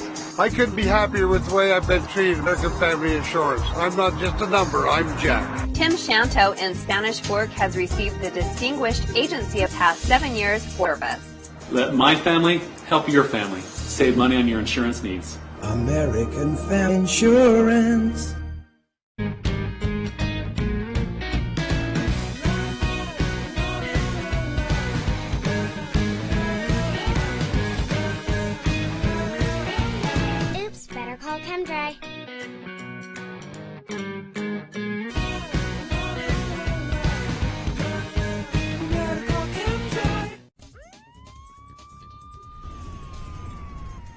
Hi, I'm Lieutenant Matt Johnson, Department of Public Safety. The Public Safety Report for the week of October 19th through the 25th. Responded to a total of 2 calls. They treated 44 patients, and of those patients, they transported 19 of those. The Fire Department responded to 20 calls. The firefighters responded to 5 of those calls. 2 of those calls were for actual fires. Fire crews were dispatched to a residence. Upon arrival, a small yard waste fire was located and was extinguished using the homeowner's hose. There was no damage and no injury. Reported to dispatch, and fire crews were called to respond. Upon arrival, the vehicle owners were found attempting to put out the fire with an extinguisher but were unsuccessful. The vehicle was destroyed, with the loss estimated at $15,000. The cause of the fire was undetermined. There was one good intent call where the volunteer reported a strong smoke smell in a residential area. Upon arrival and investigation of the area, no problems could be located. At another agency, they responded to assist the Highway Patrol in regards to a suicide scene. A fire truck responded and requested call to a smoke alarm going off at a residence. Upon arrival, it was determined that food burning stove had set off the alarm. A rescue truck responded to 15 incidents. 9 of those involved accidents with injuries requiring transports of patients. An elderly driver rear-ended another vehicle. That driver was taken to the hospital to be checked. Rescue crews responded with the ambulance to a single vehicle rollover accident in Spanish Fork Canyon. Occupants of the vehicles were taken. A traffic accident involving a van with several occupants had hit into the side of a truck. The occupants of the van had no injuries, but the truck was transported to the hospital. A passenger towed by a truck. The truck driver sustained no injury. The driver of the passenger car and a child in the back seat, which was not secured with the seat belt, were taken. Rescue crews responded with the ambulance to a rear-ender accident. The driver of the vehicle that was hit had no injuries and did not require transport. The vehicle suffered minor injuries and was taken to the hospital in the ambulance for further assessment. A vehicle turning left into oncoming traffic was hit and flipped on its side. The driver of the vehicle was unable to get out. Crews removed the windshield, allowing the driver to exit the vehicle. Ambulance personnel transported him in the ambulance. The other vehicle was uninjured. The rescue truck was called with the ambulance to a traffic accident at the Main Street I-15 on. It was a single vehicle accident. Was taken to the hospital by ambulance. A vehicle ran off the road into a field in the county area. The driver had only minor injuries but appeared to be checked. 2 vehicles collided in a residential intersection. 2 occupants of one vehicle were transported for further assessment. The driver of the other vehicle had no injuries. Urban on the roadway for cleanup for the oil from a damaged vehicle. Incident on River Bottoms Road involving a motorcycle. The motorcyclist received fatal injuries. Rescue crews provided light to the area while county officers investigated. There were 5 dispatched to an accident involving a truck and a passenger car. There were no serious vehicle occupants transported. Hit by a semi changing lanes, which caused the vehicle to spin into the barrier. Rescue ambulance crews arrived, but the occupants of the vehicle had no injuries. It was in the roadway trying to stop traffic for a truck and trailer that was backing out of a residential property. As the vehicle was on the roadway, the pedestrian attempted to get out of the mirror of the vehicle. The pedestrian had injuries and did not require support. Rescue and ambulance were dispatched in the canyon. The 4 occupants had no injuries and no transports were required. There were medical assist call where the ambulance requested the stretcher and loading ambulance for transport to the hospital. Spanish Fork City police officers responded to a total of 440 arrests were made, and of those arrests, they involved 53 offenses. Let me tell you about a couple of those offenses. On Monday, October 19th, 7:25 p.m., officers made a traffic on a vehicle of travel and had crossed the white fog line several times.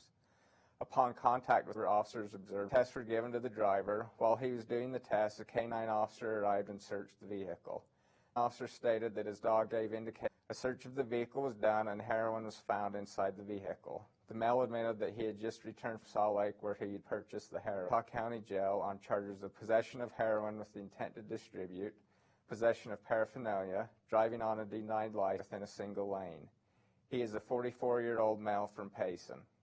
On Tuesday, October 20th at 4:10 p.m., officers received a strange text message attempting to text the individual back, making arrangements for the purchase of prescription pills. After the drug deal was completed, officers made a traffic stop on the vehicle. The drug deal was a controlled buy initiated by officers, and she gave the money back that had been used to purchase pills. The female was her son in the car with her at the time of the drug deal. She had other children that were at home. Her father was contacted custody of the 3 children. The charges of distribution of a controlled substance, child abuse, as well as for a warrant for retail theft. She's a 38-year-old female from Spanish Fork. 20th at 8 p.m., officers were contacted by a man who reported that he owned some farmland and there was a home that was parked on his property to leave, but they stated the vehicle wouldn't start. There were no trespassing signs posted next to where they had parked their motorcycle. It was found that occupants had numerous warrants for her arrest.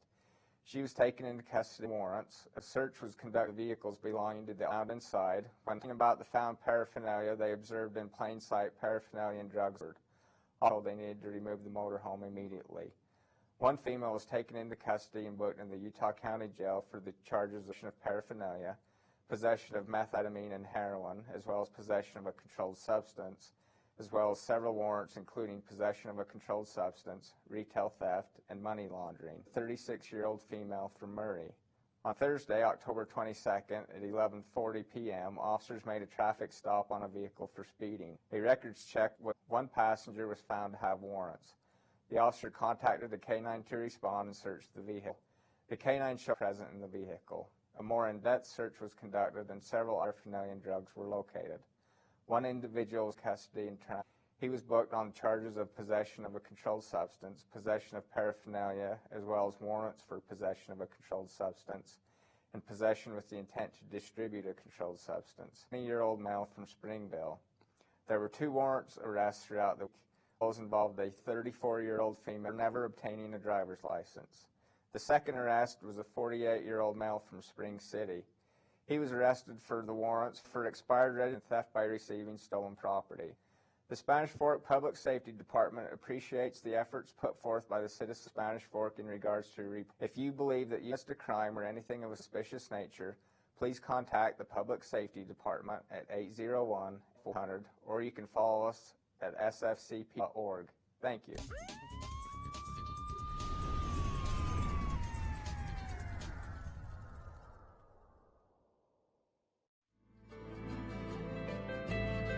Welcome Motor, home of the best new and used cars. We provide unmatched customer service and take pride in competitive financing options. The latest in new used inventory, featuring quality brands such as Chevrolet, Buick, Ford, and Hyundai.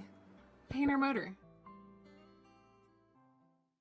My name is Karma Karsten of Maple Creek Home Health and Hospice is available 24 hours a day, 7 days a week, weekends, holidays. Maple Creek's responsibilities are to keep their homes and manage anxiety, loneliness, allowing their families to have a better relationship with the patient. Take time to educate yourself.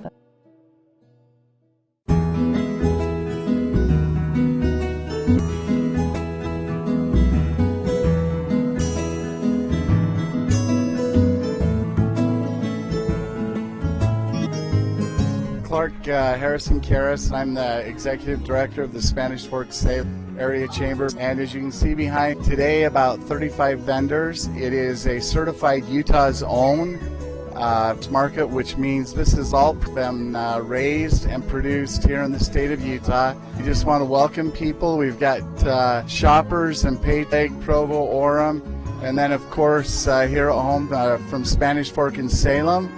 But you can corn, kettle corn. It's just a great gathering and a place to come and see. 1 o'clock, and we go this year until November 7th. My name's Trevor Webb. I grow fresh produce at the local farmers market for Spanish Fork.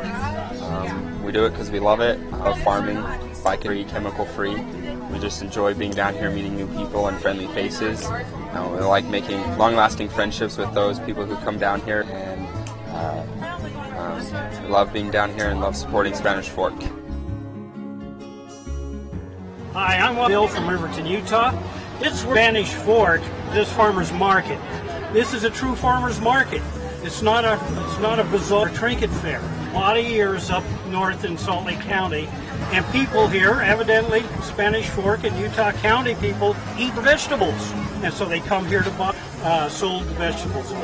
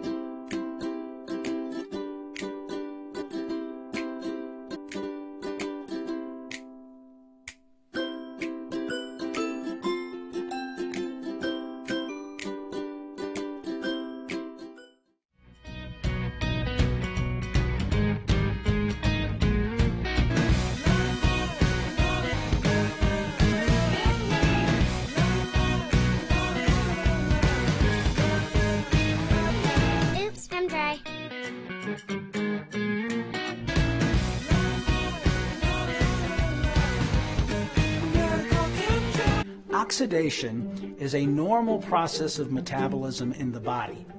It affects all cells and tissues. When free radicals are present in excess, they cause a condition called oxidative stress or oxidation. Is another, and this culprit is called inflammation. Inflammation is like a blood brother to oxidative damage. They work together, and you can rarely have one without the other. There's a third component to this group, and that when you get oxidative damage in combination with inflammation and in combination impaired immune function.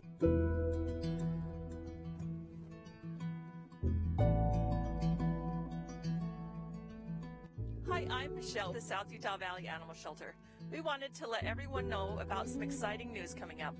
We have a huge adoption event at the shelter from November 2nd till the 7th. Through that week, all free and all dogs will be only $50. This is a great opportunity to add a furry family member to your household.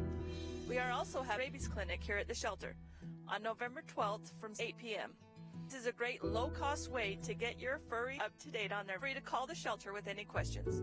Our phone number is 801-851-4080 and our address is Spanish Fork. And these are just a few of the animals up for adoption this week. This cute little guy is Grim. He is a month old. He is looking for a place to call home where he will be loved and adored. The number to look at him is 43. This here is Buster. He is an adorable brown tabby with a personality hard not to fall in love with. He is 4 years old and already neutered. About cat number 4139. This is Carly. She is a faithful little girl who of her own. Is about a year old and possibly a lab border collie mix. She's very sweet but also a little hyper, so she would probably do best with older children, with your family. Her impound number is 43184. This week, 8-year-old Heeler Mix and has already been spayed. She was brought to us when our owner had to move out of state to take her with them, inside and outside. She gets along with kids and other dogs but doesn't like cats, so she needs a home without any feline. Come take a look at her impound number 116. Here at Drockton & Boyd, we are here. Rounds, highest quality, highest purity, and you don't have to worry about whether they're certified because they are. We also collect bullion, Morgan dollars, our specialty silver rounds like this baseball, everything you can think about. I'm Mike McKell. I first met Kerry Robarge about 4 or 5 years ago. I was in a collision, needed to get repaired. I've been friends with Kerry ever since. He's taken great care of me. He does great work. He's been in Spanish work for 10 years. He's done tremendous work in the community. He's worked with the chamber and worked to improve our class act business. I highly recommend Robarge Collision to anybody who's been in a collision. Check them out on the south end of Main Street across. Last week in football, Spanish High School took on Payson. Spanish Fork 17 was there to broad game live. Some exciting highlights. As Landon Jensen now right of Brooks Ringer with 5 wide receivers. 5 trying to get to the corner. He makes a man miss. Touchdown, Spanish Fork.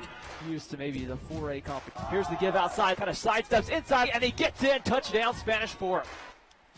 Shotgun set. Frazier looking for Mortensen. Now comes back to the other. And did he hold on? Touchdown, Payson. Gun set for Kiesel. He's got 5 wide receivers. Comes again. He's deep in the end zone. Got a man out to Higginson. Touch. Did he get his foot in? He got the knock ref over, if nothing else. And touchdown, Fork. Here comes the big power formation. Salofa Funa, Mace Funa, Sailian, Jensen on the carry. Gets it. Spanish Fork. Shotgun. He's going to step back to throw. Throwing the fader out. Looking for Christensen. He caught it. Touchdown, Spanish Fork. Christensen. That's great to see here. Payson looks selling out the run. Here's Heredia. His time he walks in. Touchdown, Spanish Fork. Felt Maple You're looking to go to the end zone. He's got a man. Touchdown. That's Sorensen. And a good opportunity there for the Payson Lions. They are heading to the state playoffs as the number 4 seed out of Region 8 as the final seconds down on the to the 4 spot out of Region 8 as the clock hits triple zeros. The Payson Lions played hard and ended on a... Stay tuned to Spanish Fork 17 for the latest and greatest in high school sport. Hi, I'm John Salambini, and as your advocate, I do get the assistance you deserve. My advocate is a provider of support for Medicare savings and other community assistance programs. You may be eligible for government or other assistance programs to help low-income families get the health coverage they need. Let me connect you with other programs, all at no cost to your advocate when it comes to health care. My name is Karma Karsten, the owner of Maple Creek Home Health and Hospice. I've been a nurse for years and provide families in Utah County as well as Lake County. I'm Laura Williams, and this, if it were for Karma, would be. Anyone that comes my way, I thought they should Sigma. If you or a loved one are facing a at our website.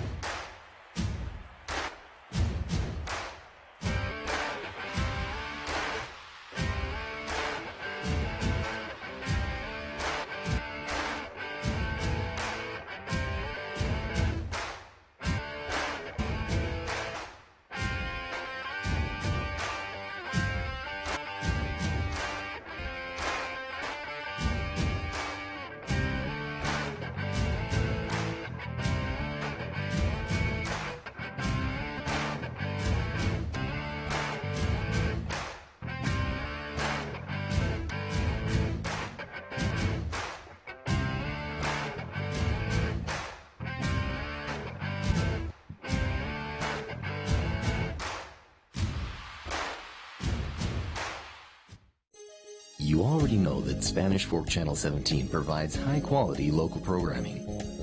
You already know that Channel 17 is the place to go for all things sports, community news, and information on local events. You already know that Channel 17 brings your community into your home. Of course, you already knew that. But did you watch all of Channel 17's premier programming on YouTube? That's right. You can watch anyone. SF17 even broadcasts select games live, so you can support your favorite high school team when they play, no matter where you are. What are you waiting for? Go to youtube.com/SpanishFork17 and subscribe today.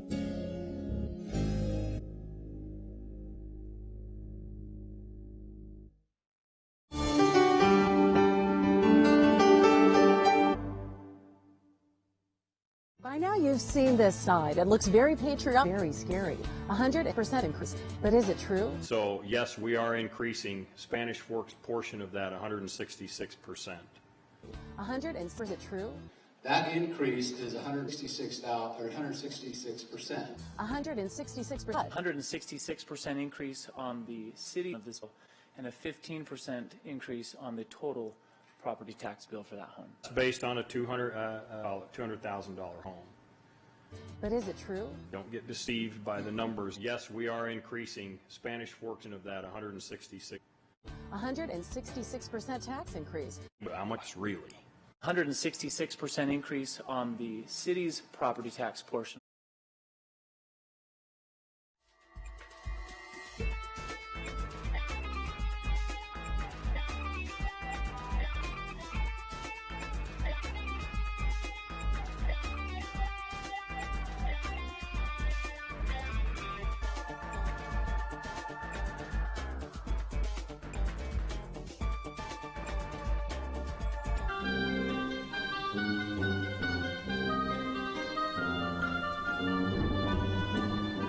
Got here, buddy. I had to leave her though.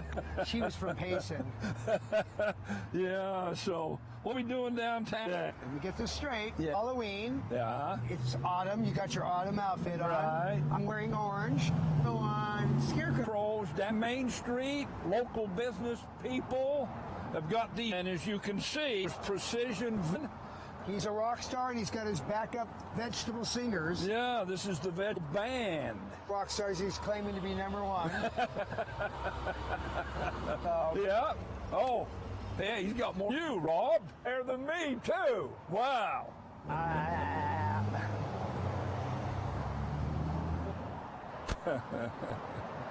The Scarecrow contest. We're down at Seagull Lily, and you do what? We make handmade soaps and like a men's shaving soap to use brushes with.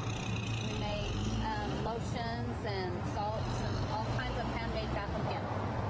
And our viewers would like to know who you are. My name is Katrina Kimlin. I live in Mapleton. We love it here in Spanish Fork. This is my home, and this is open a business.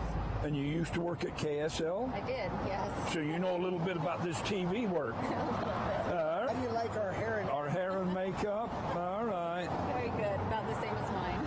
Yeah, so this is your contribution. Yes, Jack Skill. He is the Pumpkin King. Let's see. My mother made. She did the job. And how long did it take? A few days. I'll bet. I'll bet. Yeah, it took her a few days. She did a good job. It takes Goose that long to himself, so. Nice. You're close to. Okay, we appreciate you coming out and being on camera with us. No problem. All right. Thank you. Can you believe this one, Robbie Boy? This is like dating a girl from the WNBA. That's who, yeah. Not that tall. Did you ask her to the dance? No, she carried me over her shoulder. Okay. All right, let's keep moving. Well, we're in front of Dirty Joe Punsters, and it says that she's scaring more than crow. And there's the crows, Trav. See the crow hanging from her arm? Pet.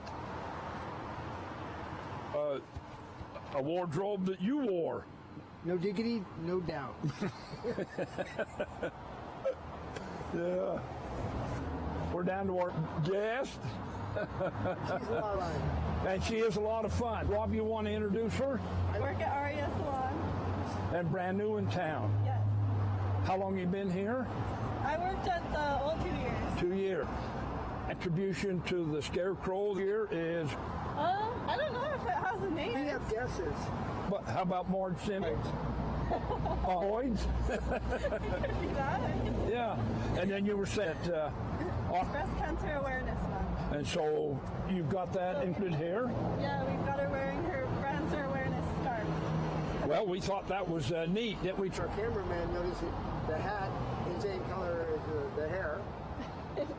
Oh, yeah. Yes. And so how? We didn't put it together, but I think it took a couple days, actually, yeah. I would think. It was put together pretty good. So the only thing that's going to limit you is your own creativity, right? Yep. Well, I think you guys were good. That's great. So thanks for being on our show. All right? Thanks for having me.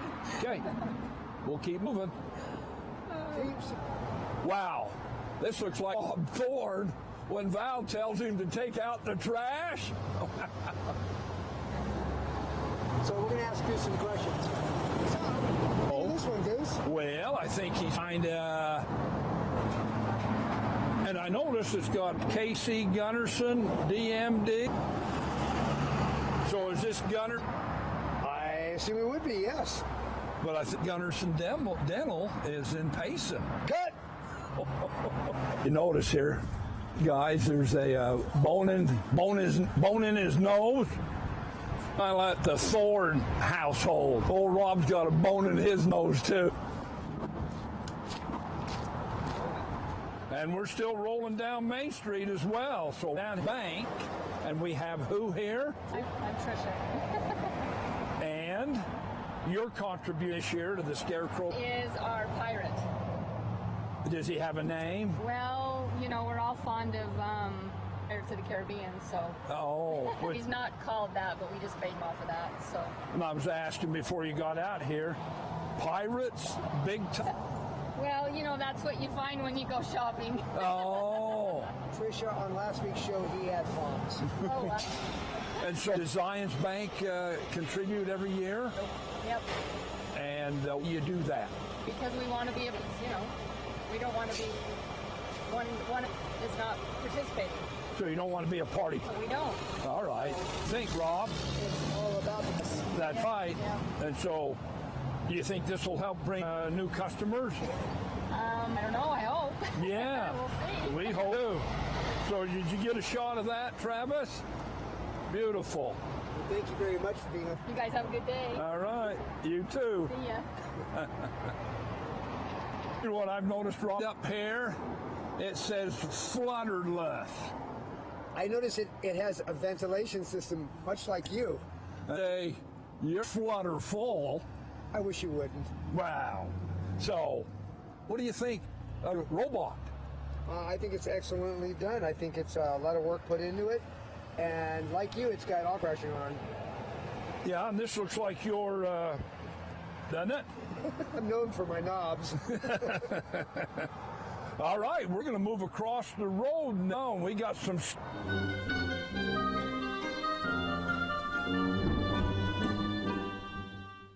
Wisconsin, place of the hamburger and home to Culps. Bacon Deluxe, chocolate shake, that's our signature combination. Fresh, never frozen, seared West beef, topped with hardwood smoke makes everything better. Our shakes start with a premium vanilla custard. Then we add rich, thick, handcrafted pies. Bacon and chocolate, what could be better? Come to delicious.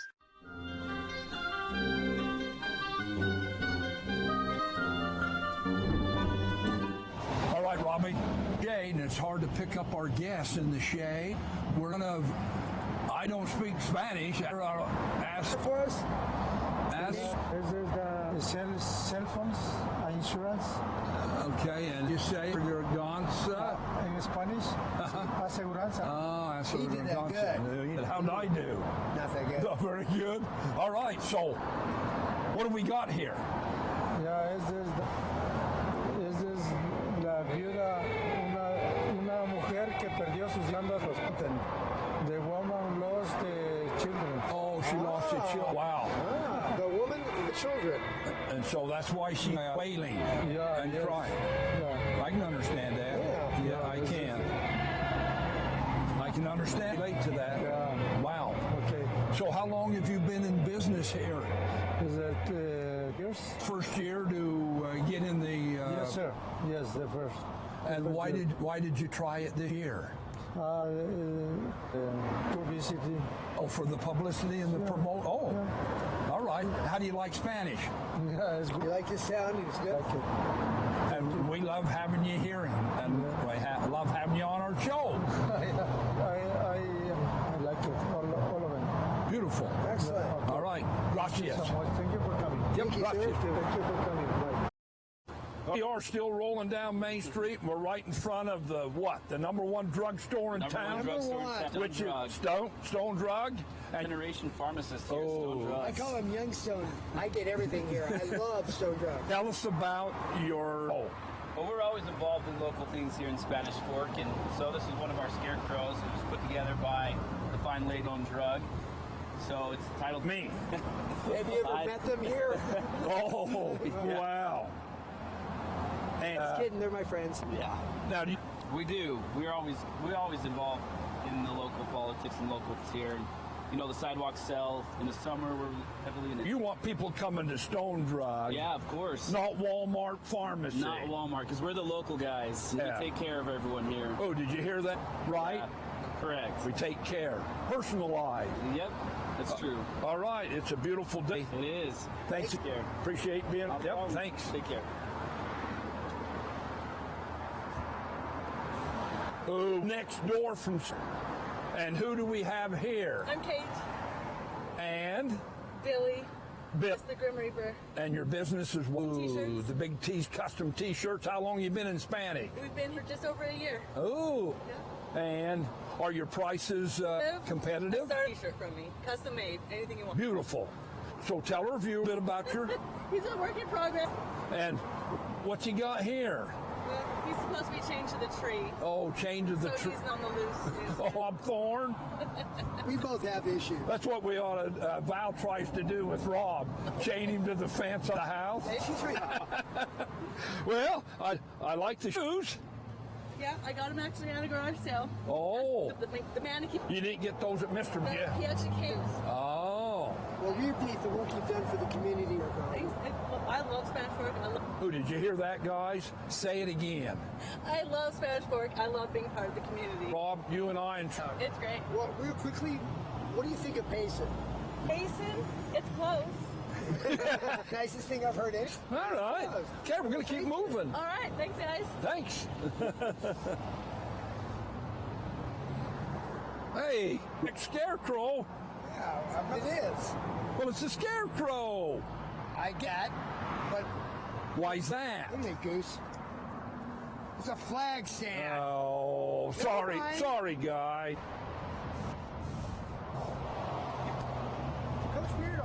Coach Beardall. What is your thought on this? Oh, look at him. Head, man. No. Well, it is H2 Hobby Creek welding stock product. No, in Spanish, correct. That's right. We did the horseshoe show in Richfield. Uh-huh. And you all over the place, and I threw a couple of ringers. We're never gonna forget. Now look at the, it is. And what do you think about the belt buckle? It appears rodeo belt buckle. Yeah, but he's got a little more and put a little weight on here. Well, sir. We'll keep moving. All right, we're still moving down Main Street, and as you can tell, this time of the morning, wow, it's loud. So we've got to speak up, and we've got Carrie Jeannie from... Yes. Who's your partner back here? Well, our partner is Rockin' Frankie. Oh, is he from the 60s? Valley? Yes. Or Frankie Avalon? Either one. Oh. Whichever one you like the best. I like them both. Well, very good. And how come we got him tied to... Well, we have to hold a monster. He might end up down Main Street, so we've got to take care of him, make sure he stays with it. Let him go. Oh, here it comes. That's what his wife does it to him. Every scarecrow. Never gets old. So, how long? Rock Canyon has been in business since 1991. We've actually been here in Spanish Fork for almost just a year and a half. That's what we're getting at. A year scarecrow contest? Second. Yes. I have a question. Yeah. What do you think of Spanish? We are so excited to be part of it. Travis, can you get a shot of his feet? He's got a thing about feet today, Travis. Oh. Little Elvis going on. Yeah, little Elvis. That's it. Okay, we appreciate you guys being on our show. Thank you. We're still moving down. We're moving south right now. We're right here in front of Central Bank. Is that where you bank? And this Ann Wolford. And she's already been on a Goose in the Wild. Yeah. But she was so you asked her back. Hey, Diane. Hi. But I'll try it again. Diane, we need you to tell our viewers a little bit about your content. Oh, I kind of need to get back. We can look at it. Okay, well, this was put together by all the heads, and everybody kind of put their ideas on into it. And then they also on Pinterest and all those. And it was just kind of a collaborative idea. So who is this dude here? Well, that's Brew. Is that his name? In my head. I know. Well, an Indian movie, and he's the bad guy turned kind of good guy. Oh. For all his little. That sounds like Rob Thorne. Yeah, it does. Kind of the bad guy turned good. Yes, exactly. Related to the film, yes. Yeah. So anyway, we just kind of put it all together, all of us. It turned out, we think it turned out cute. So is that the new craze, Minions? Central Bank customers are one in a minion. One in a minion. Yeah. You want my opinion.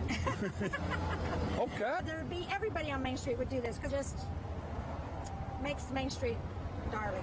We like to do all of the community things. We'll be here at the retreat on Main Street, so we like to participate in all of that. You know what used to be on this corner when I was growing up? Like, was it a gas station? The eating joint called the Chickabox. The chili? Yeah. Did you know that? No. You're a lot older than me, Goose. I can't remember that. How many of you viewers remember the Chickabox? I can remember Red Topper that was... No, Red Top down there first because I worked there. Okay. Then it moved down. Then Gail Holt moved it up here. Exactly. All right. Hey, a little bit of... It's not easy as it looks. Thanks, babe. You're welcome. Thank you. Yep. Ooh, move just a few. And Robbie. I believe it's from the film Monsters, Inc., if I'm not mistaken. Yeah, Monsters. All right. He's my favorite color, which is... Puke green? Well, not that. Regular green. Travis is wearing a green shirt today. Yes, he is. Now, this is one of your favorite sayings. Oh, yeah. That all my kids go to Esplin High. Oh. So, I mean, they're saying that quite a bit, I'm sure. And that's old Dave Esplin. He's the owner of them. They're good kids. They come from good parents. But of course he did. Oh, so this little shout out and some warm kudos. The Esplin Eye Center and Dr. Esplin, as well as Dr. Hawkins in there as well. The Esplin crew, baby. Oh, yeah. And the Robin, they'll take care of me. Okay, we're going to take another break right here on Main Street for a minute. Go and get you some veggies, some cauliflower, some parsnips. Ooh, parsnips. Ooh, they're pretty.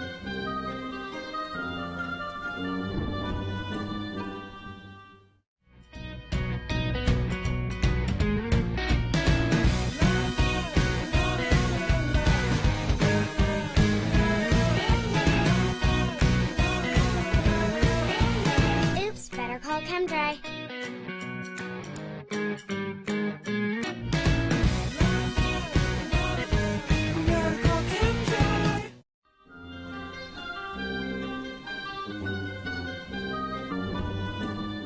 All right, we're back from our second break, and this is our annual Hair Crow contest, and we're in front of Pediatric Dental Care in Spanish, and our guest, Tiffany.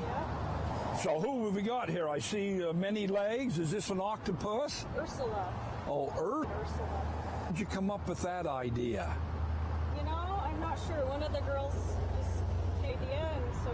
Now, do you usually get involved every year? Yeah, we've been doing it the last year or so. And why?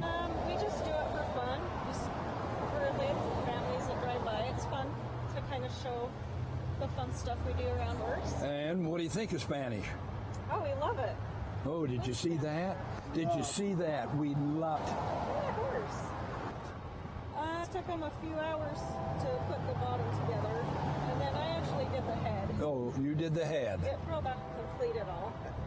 And so where did she get her hair done? Oh, it was a wig, and I just chopped it. Okay. All right. Fun, guys. And we're going to go down by Rockies there. And thank you for your support of the community. Yep, we thank you.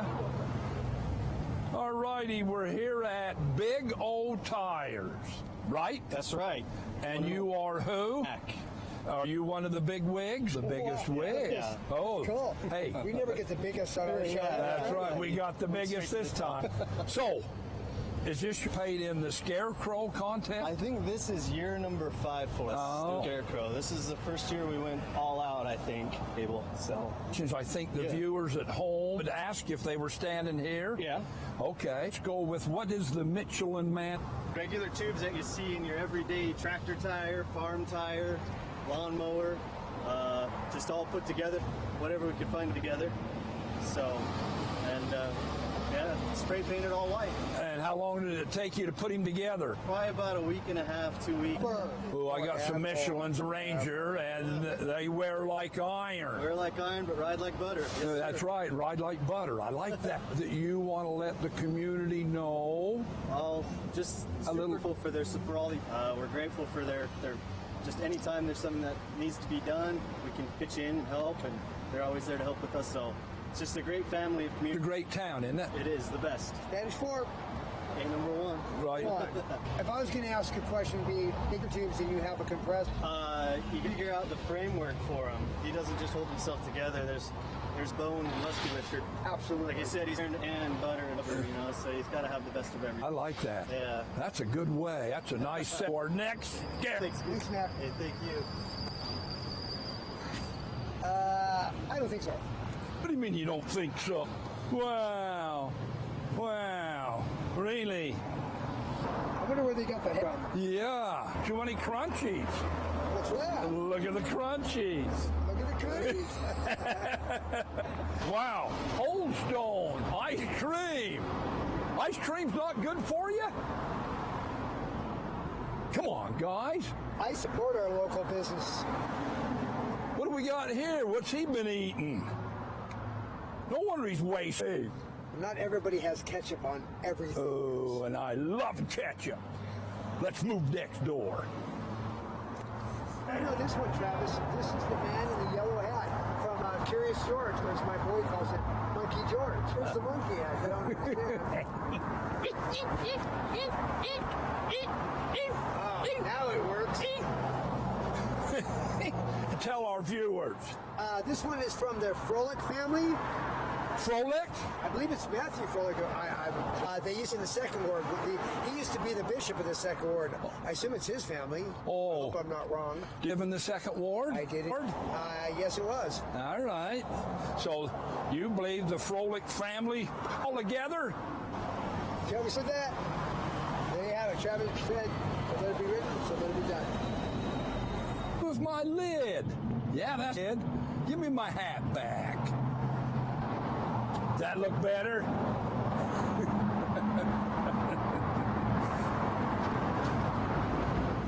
Boo! How's that enthusiastic? Booyah, baby! That's better, baby. How about that, Robbie boy? Booyah, baby! Booyah! Spanish Fork, Don's Red. Yeah, that's nice. Oh, man, the boss. What are you doing out here?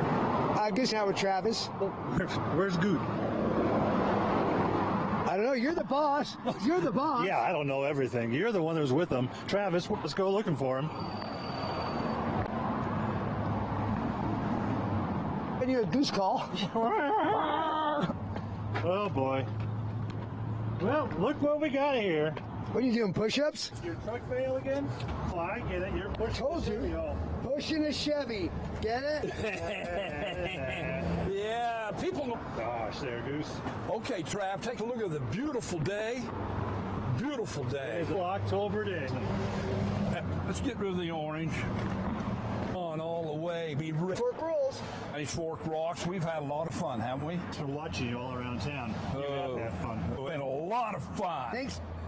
And remember, we truly need it. We'll catch you on our next show. It was number 80. 80.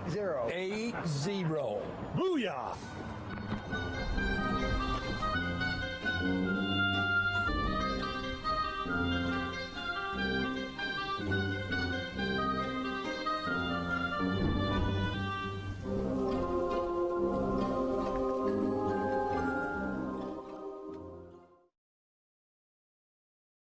Getting the health care you need can be confusing.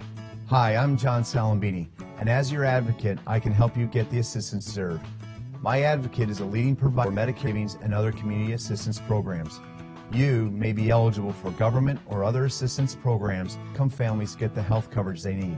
Also, let me connect you with other money-saving programs, all at no cost to you. Give me a call and let me be your advocate when it comes to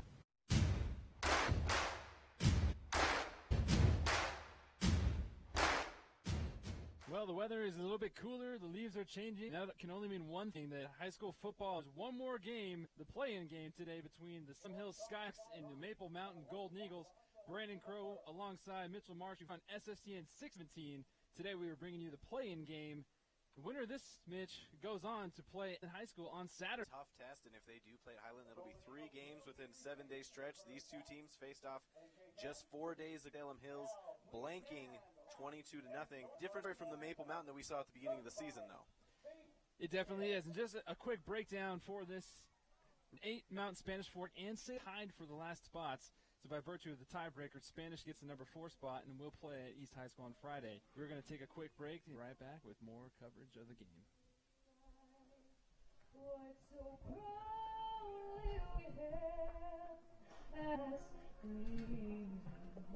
Whose broad stripes and bright arms and full sky, o'er the ramparts we watch, o'er so gallantly, and the rockets echo, the bursting gave proof through the night that flag will.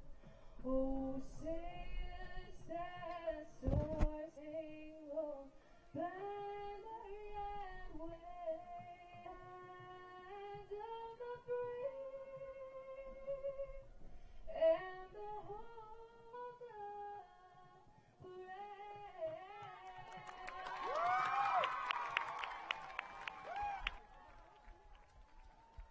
With the national anthem well underway, kickoff is ready to happen. But first, reminder and thank you to our sponsors so far this year and every year. Car Guys, State Farm, Lance Wilson, Esports, 2 Jacks, Heating, Cooling, and Plumbing, and 17 for Speed. So, Mitch, coming into this ball game, we know Burton Shaw and Golden Eagles had a tough loss on Friday to the team, and they're having some key. What are the keys to getting a victory with such a banged-up team today? The biggest thing we noticed from their game last week was 10 penalties, nearly 100 yards. If you're down and very used to playing with a very high-level quarterback able to play right now, can't make mistakes. You step up your performance, make sure you're doing the little things and the minimum. And it got beat badly, and until a pretty close game, it just seemed in every little position, Sales was dominating the line of scrimmage.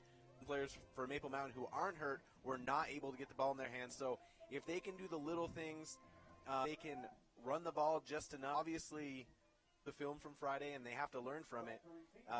Fool me once, shame on you. Fool me twice, shame on me. So Coach Burr, hopefully we'll have a solid game.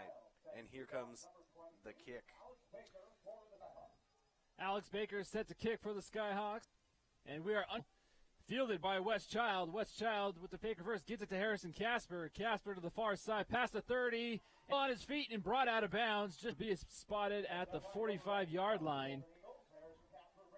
And so again, a banged-up squad without their Jaron Hall is going to have to rely on Austin Edwards. Austin Edwards a couple weeks ago suffered a knee injury, but he's been able to recover and come back. A little bit different than Jaron Hall. With his legs, not quite as talented with his arm, and doesn't have the amount of reps, have the same amount of chemistry with these receivers. Edwards and ball to guys like Casper and throw to guys like Butler. Hopefully he can put those things together. Casper coming in motion to the net. Edwards hands it off. First gain of about 5 yards, maybe 4, depending on the spot. That ball carrier is number 33, Brad King, the senior, 6'4", 250 pounds. If that momentum gets going, that's a hard rock to stop. To him all day if he gets yards, and even like that, and he does again. And the handoff is again to King, and third down and about 7. That was a slow-moving Maple Mountain. I'm not sure where the injuries are on. They're going to have to create even somewhat of a hole, and King will make his own yards if they can do that. Edwards in, 4 receiver. King the lone back. Edwards looks right, has a man open, caught. First down is the ever James Wilson. And that looks to be like a combination, Coach Burtonshaw, and the offense to exploit all. Just a simple out drop, not much time for the pass rush to get there. Keep on moving like that. Here comes Casper in motion, the fake handoff, and this time Edwards is going to keep it himself. But Hills sniffed it out. He even got lucky enough to get back to line of scrimmage. And it looks like forward progress. They're going to give it to him, so it brings up 2nd down and 10. I think we're going to. It depends if Salem Hills, if they stay home, they're going to be safe because Maple Mountain has just small misdirections that if they can take it to find some big holes to run. King almost in a blitz coming. Almost in a glorified tight end position. Side has a blocker, has balls his way. Out of bounds. Close to the first down marker, but there's a little laundry in the backfield, colleagues. As we take a look at that replay. Casper stumbling his way forward, trying to get the clock. Holding, as you'd suspect, outside play. So, one of the keys up earlier, Mitch, was limiting one costly penalty for Maple Mountain. Yeah, absolutely, getting yourself out of a 3rd and 1 situation or driving toward big mistake. Common guys coming, Salem Hills, and stayed home. So to get around that corner, I think that hold need to be made. But now you're the offensive line. A hard count from Edward works, and they're able to get back some yards. Salem Hills jumps off sides. Mountain play that we called. They had a lot of offsides themselves. They did get the other side to jump, but it was their famine. So especially later on in the game when it's a 3rd and 3, a 3rd and 2. Well, 2nd and 17 is a lot better than 2nd and 23. Doubles to either side. Edwards loses the ball, is able to pitch it to Brad King. Shift gang, post tackle from Salem Hills. A loss about 3 yards. Dangerous toss, but they got one step, and it just throws off the entire rhythm of the line when everything's on a delay, be fumble. But didn't lose the. I'd expect something safe here. Might see Austin Edwards try and find some space in the middle. Trips left. James Wilson, top of your screen. Docks. Austin Edwards with King in the backfield. Edwards in shotgun. And pass was in. Looked like there might have been a little hold that wasn't called there. Take a look at this replay. Really nice play. Got his one-on-one covered a little bit inside for him. And I don't know if the corner would tackle him right away, but that would have been a nice, huge chunk of yardage. But we'll see the pump on. They showed they could move the ball in a couple of ways, but they've got to stand strong on defense as well. Kick is up. A wobbler. End over end bounces around the 20 and rolls with the Maple Mountain to 15-yard line. And that's where the Salem Skyhawks are going to set up shop for their first drive with 8:30 left here to go in the first. Buck there. He bent over one of the gunners, and that could have been a huge opportunity for Maple Mountain, but a good punt. Good bounce. Covered it well. 2 points isn't a lot. It's not like Maple Mountain got run over, but I think at this point, got to know the limits of your offense here. Keep them off the board. Tristan Swenson, the quarterback.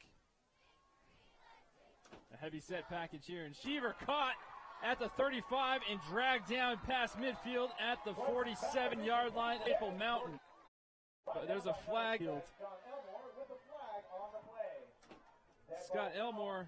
And it is on Salem Hills. Oh, what first play out of the get-go.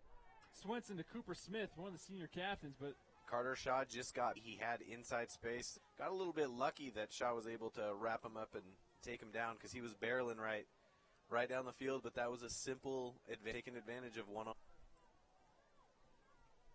3 penalties so far in the ball game. Salem Hills 2, Maple Mountain 1. And the officials are talking things over.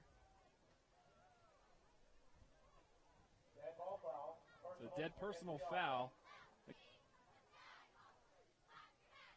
From the spot of the foul, looks like, so it still will be a first down. Let's try to talk to Coach Joel Higginson. Again, if you're watching this live on SFCN 6, spread the word. We are streaming these live on YouTube as well. YouTube.com/SpanishFork17. You on this beautiful afternoon on Salem Hills High School with some Region 8 playoff pending football. Then on to face Highland on Saturday. Go home. Highland's a tough test. A critical game like this will prepare them mentally. Off to Graham.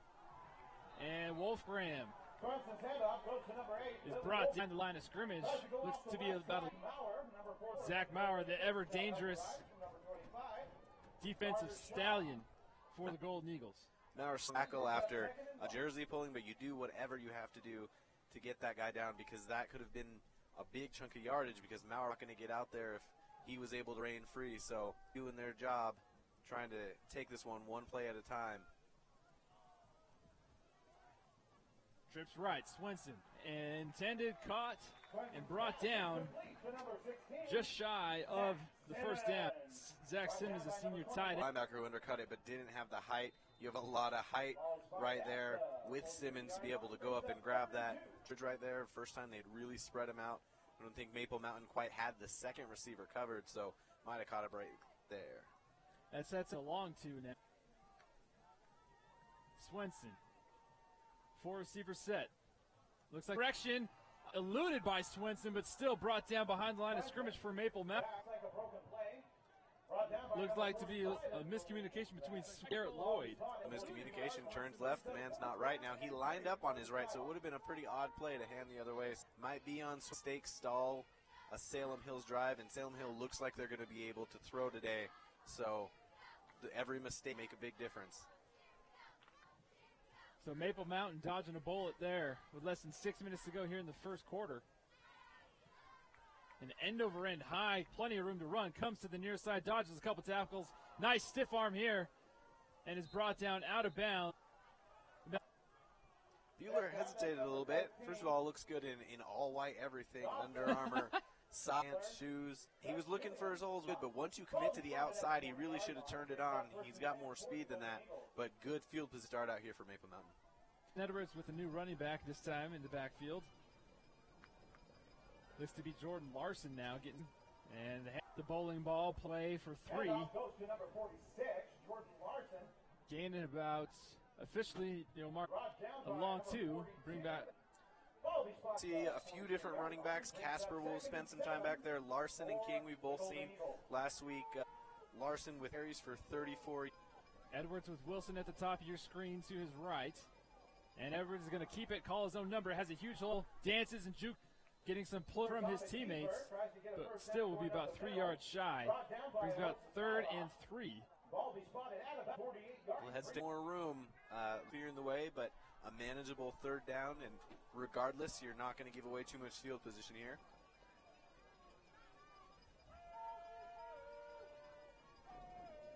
Larson to give him a block, finds his pass the first down marker, brought down about the 40-yard line. And Maple Mountain. They brought to you by the car guys. Edwards just gets outside of that tackle so fast that he's able to start making his way north and south, and finds a little extra room where he knew that end was getting sucked in outside. This drive continues. Continuing. It's Tuesday for coming in motion.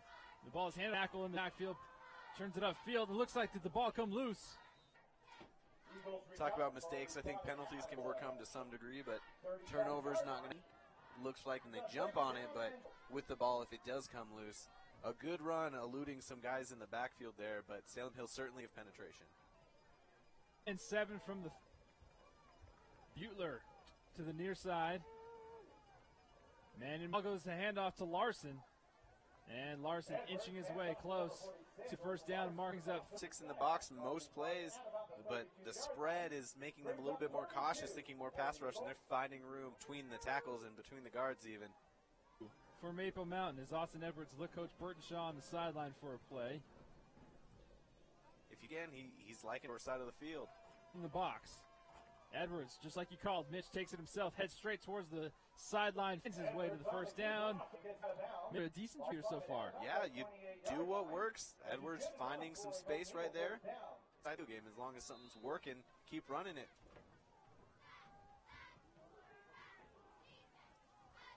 Maple Mep on the far hash. Larson to Edwards right. Harrison Casper in motion.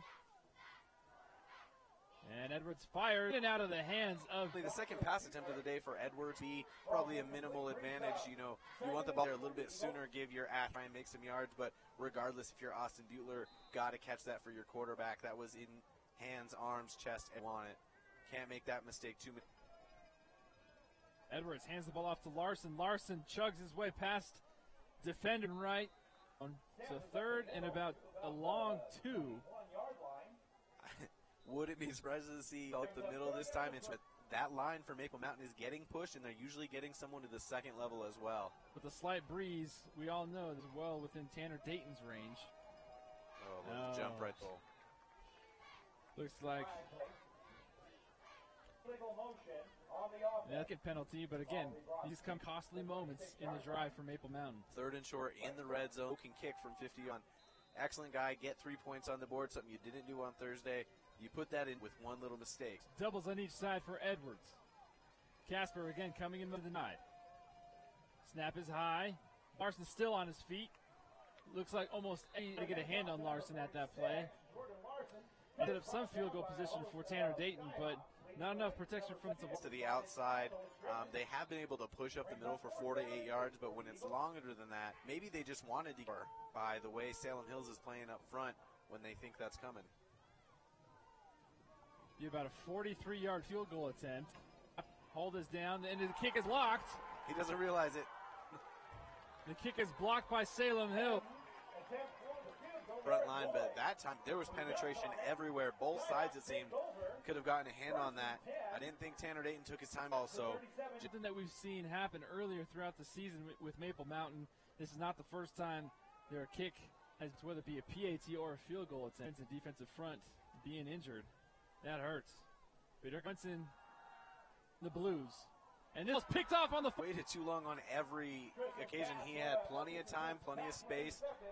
Number 16, doesn't throw to, is wide open. He's too late for that. And pretty much where we just were a few minutes ago.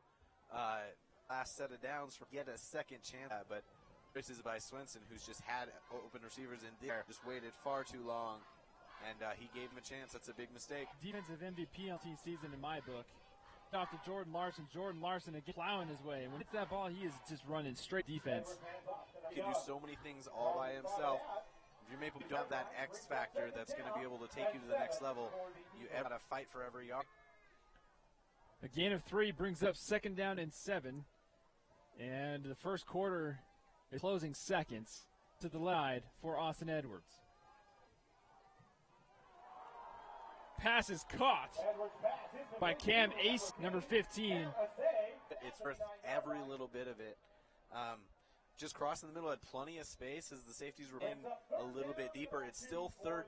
Jordan Smith bringing the hit stick on Cam Acey, but Cam Acey holds on. That will be the final play. Oh, Mountain wanted to just let the clock run. I think Salem Hills called a timeout to talk things over on this. Thank our sponsors, the Car Guys, MVP Sports, and just another reminder, we will be our MVP Sports MVP of the game at the Lance Wilson from State Farm. It's 2 Jacks Pizza, Triple T Heating, Cooling, and SFC. It's 3rd and 2. That's a yard for each pizza. I think whoever gets this first down can go ahead and go to 2 Jacks, grab a couple eyes. Sounds for lunch, fun fact. But one name you should maybe know, and I like what AC Larson's doing. They're a real physical game, and we're seeing more and more with young people coming through the game being knowledgeable of that.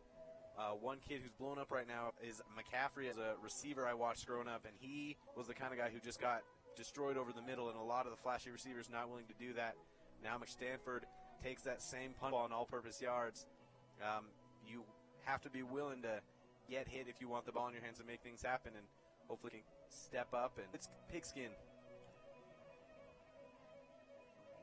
Now it looks like they did end the quarter. Well, they did end the quarter on that. So we're going to go ahead and dip out. Say hello.